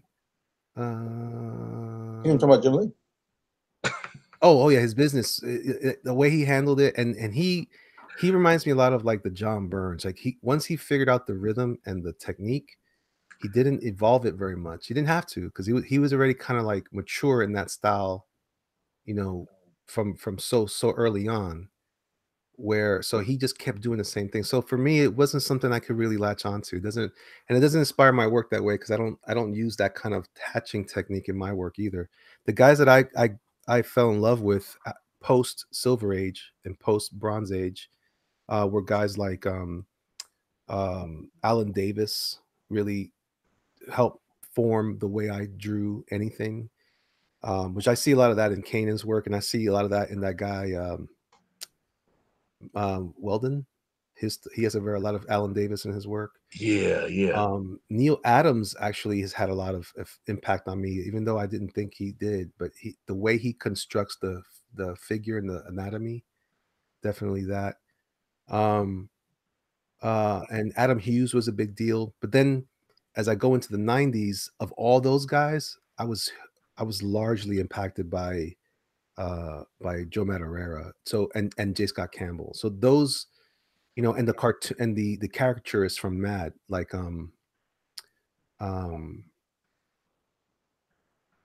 who is this? Why are you scared of the gays? Well, okay, I'm not scared. Why are you talking out here, man? Is this somebody I should be talking to somewhere here? What's going on? Anyway, It's probably trolling or something. yeah, I guess so. Everybody got a troll sometime, but yeah. So those kinds of looks kind of impacted the way I would approach anything like that. So anyway, I gave you the dissertation about what inspired me as an artist, but looking at everything full circle, I never really was that much after all that. I was so into the art, I stopped paying attention to story. So I wouldn't go back into it as a comic artist today. I'd rather work on my own stuff. I'd rather because every time I work on someone else's thing, I'm like, oh, like this thing with Doug is cool because we've developed a lot of, even though he came up with the original idea, he allowed me to kind of have some input that made me feel like I owned enough of it that I'm excited about it. Whereas when I'm working on, you know, Spider-Man or whatever, it's like you can't really change it. You can't change Batman that much. I mean, you have Black Knight. I mean, or rather White Knight. Well, that was pretty cool, but Black Knight. That should be the sequel to Batman White Knight. Should be Batman Black Knight. Yeah. Why was it called White Knight? I didn't read it. You got to read it, bro. It's an amazing story. When the Joker goes sane, that's a weird world. So, all right, I guess. Yeah. So yeah, I don't have a real urge to go work there like that. It doesn't matter to me anymore. And also because I had already given up on comics. I was already prepared to move into just creating cool stuff. Like just before I got involved with Comicsgate, I was just like, you know what? I want to just make cool stuff. And I want to make I really want to make toys and statues. That's what I want to get into. Oh wow. Okay. Yeah, that's really what my passion is. If you really take it full circle, like my office is full of statues and toys and figures, and I just love that stuff. I love seeing things in 3 dimensions. You know, I know I'm in a couple of the groups and stuff with these people. They love a great artist to help them create some of these things. You could maybe I need to send you an invite to a couple of these groups that I'm in. Yeah, that's cool. I appreciate that. That's why don't you buy ZBrush and get into it? Because right now it's just a matter of timing. I'm also a lot older now, and it's never too late. Don't say old. I have a lot of stuff going on, man. I don't have enough time to just do what I'm doing now. So, just you know what because I got a taste of that concept art money. So now I'm like, I can't go back to comics because of that. I bought ZBrush, and I want to build that that skill. I want to learn how to sculpt. So I'm gonna spend at least an hour a week just on ZBrush and figure that shit out. How much is ZBrush anyway now? Oof, the program. I don't know. Maybe you can bootleg it, but don't say stuff like that. Oh yeah, don't say stuff like it. Sometimes they. Nah, it's cool. It's cool. I'm just saying, you can steal anything, but I bought it for $900. Oh wow, that's a lot of money. But Actually, there's another thing too, right? They have I keep thinking about it too. There's another program called Sculptress. Sculptress, and there's another one too, right? There's a second one. Yeah, there's another one. Hold on. But I look at it as an investment because, you know, I used to be really hard-headed. Well, actually, when we're young, we're all hard-headed. We all act like we know what we're doing. We know what's best. So over time and experience and life, I've realized that I have to evolve. You know what I mean? Like, I draw dope comic books, but in reality, that's not what brings in the money. Not right now, anyway. Yeah. But so I see concept art money. These video game companies, these statue companies, these movie companies, that's where they're making tons of money. And they need 3D guys. Like, they can't get enough of 3D guys. Yeah. So it's like, if I can learn how to do 3D in my style or flex it in a way that's unique, I'm gonna get those gigs. And it's just gonna pay for itself. You know, that $800, that $900 is just gonna be nothing. Yeah, I just checked on Amazon. That thing's $850. I was like, yeah, I don't have $150, so. But that's One day. the thing. You and I, again, that's the thing about having good friends. And you know, I'm gonna tell you this: that campaign, your book with Doug, it's gonna do well. I know it will. That money, do whatever you want with it, but I recommend, you know, maybe dipping if that's your passion, toys and statues, dude. I mean, get into it and just spend an hour a week, or maybe 30 minutes a day, 50, you know, whatever. Yeah. Just dabble in it, and then once you start feeling comfortable with it, before you know it, you'll have a bunch of sculpts, and then you have a little portfolio, and boom, you start getting these gigs, and then you don't have to struggle anymore because you'll be getting paid. Yeah, if you can do 3D sculpting, that's a lot of money to be made. Dude, I really wanted to get a sculpt of Sovereign, so I was like reaching out to a bunch of badass 3D guys on Instagram. Mhm. Yeah, and a lot of them are like, "Oh, I don't do commissions, this and that," and I get it because they're all busy. And I found one guy who was like decent, and I'm like, "How much do you charge for a sculpt? Like, how long would it take you to do this?" He's like, "Maybe a week, depends. Like, I can do a good one in a week." And he's like, "Okay, how much?" He's like, 5,000. Whoa!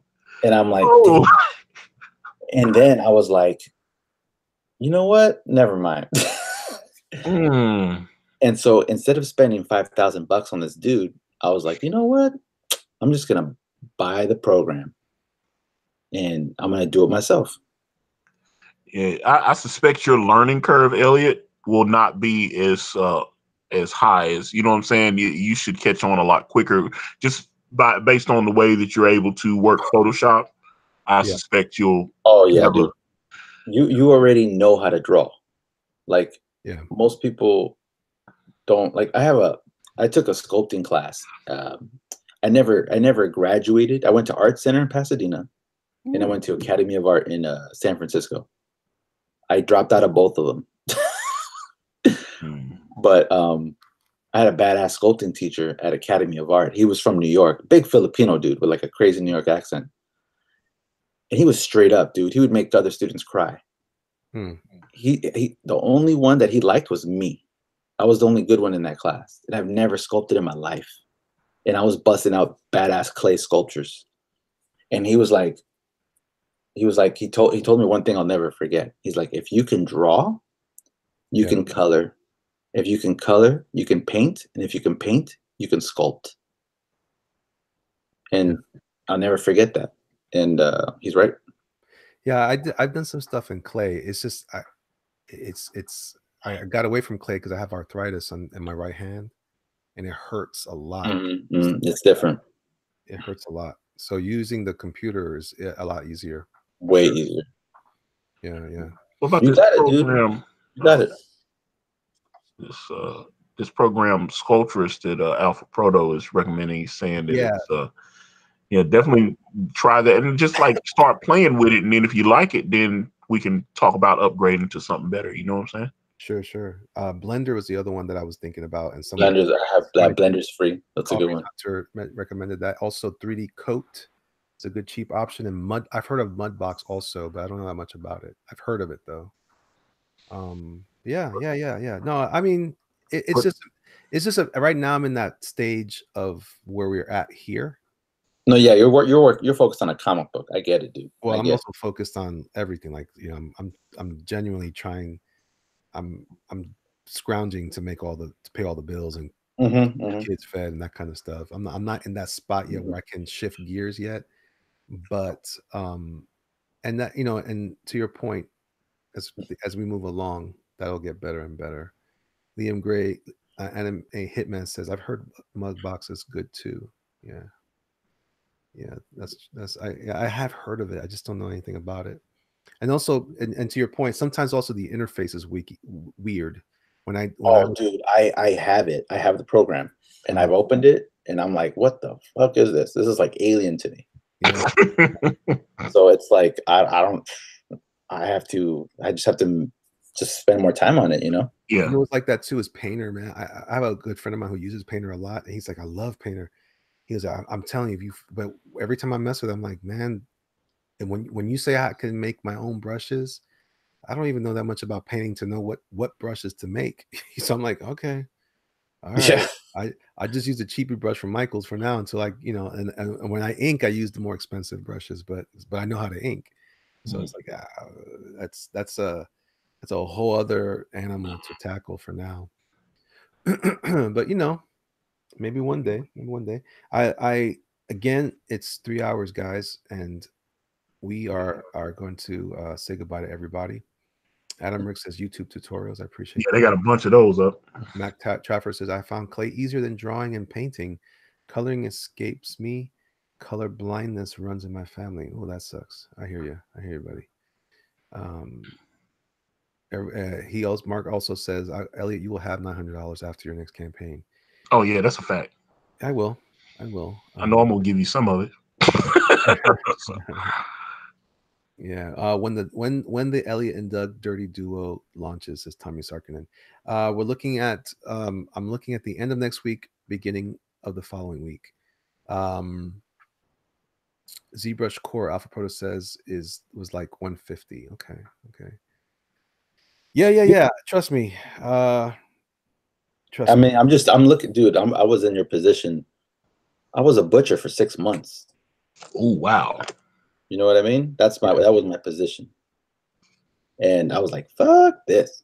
And I was lucky. I got some like concept art gigs. It pulled me out of the pit. You know what I mean? And it got me back on my feet. And then I just got enough money to buy some things and just kind of invest in the future. You know?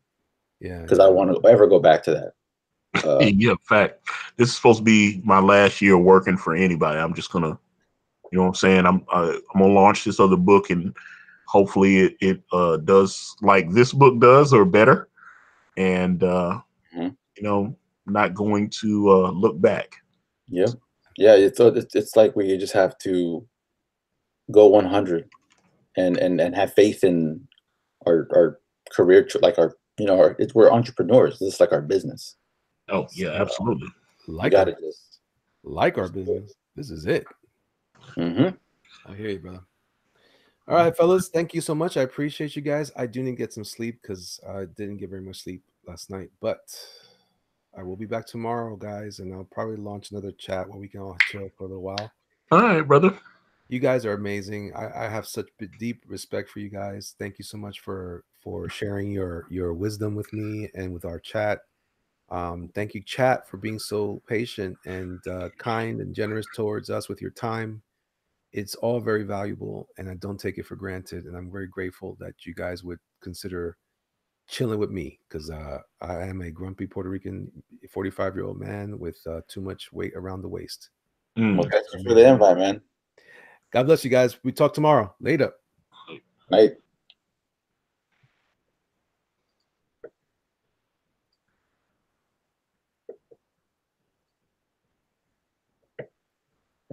Oh, I messed up. I can't press the button.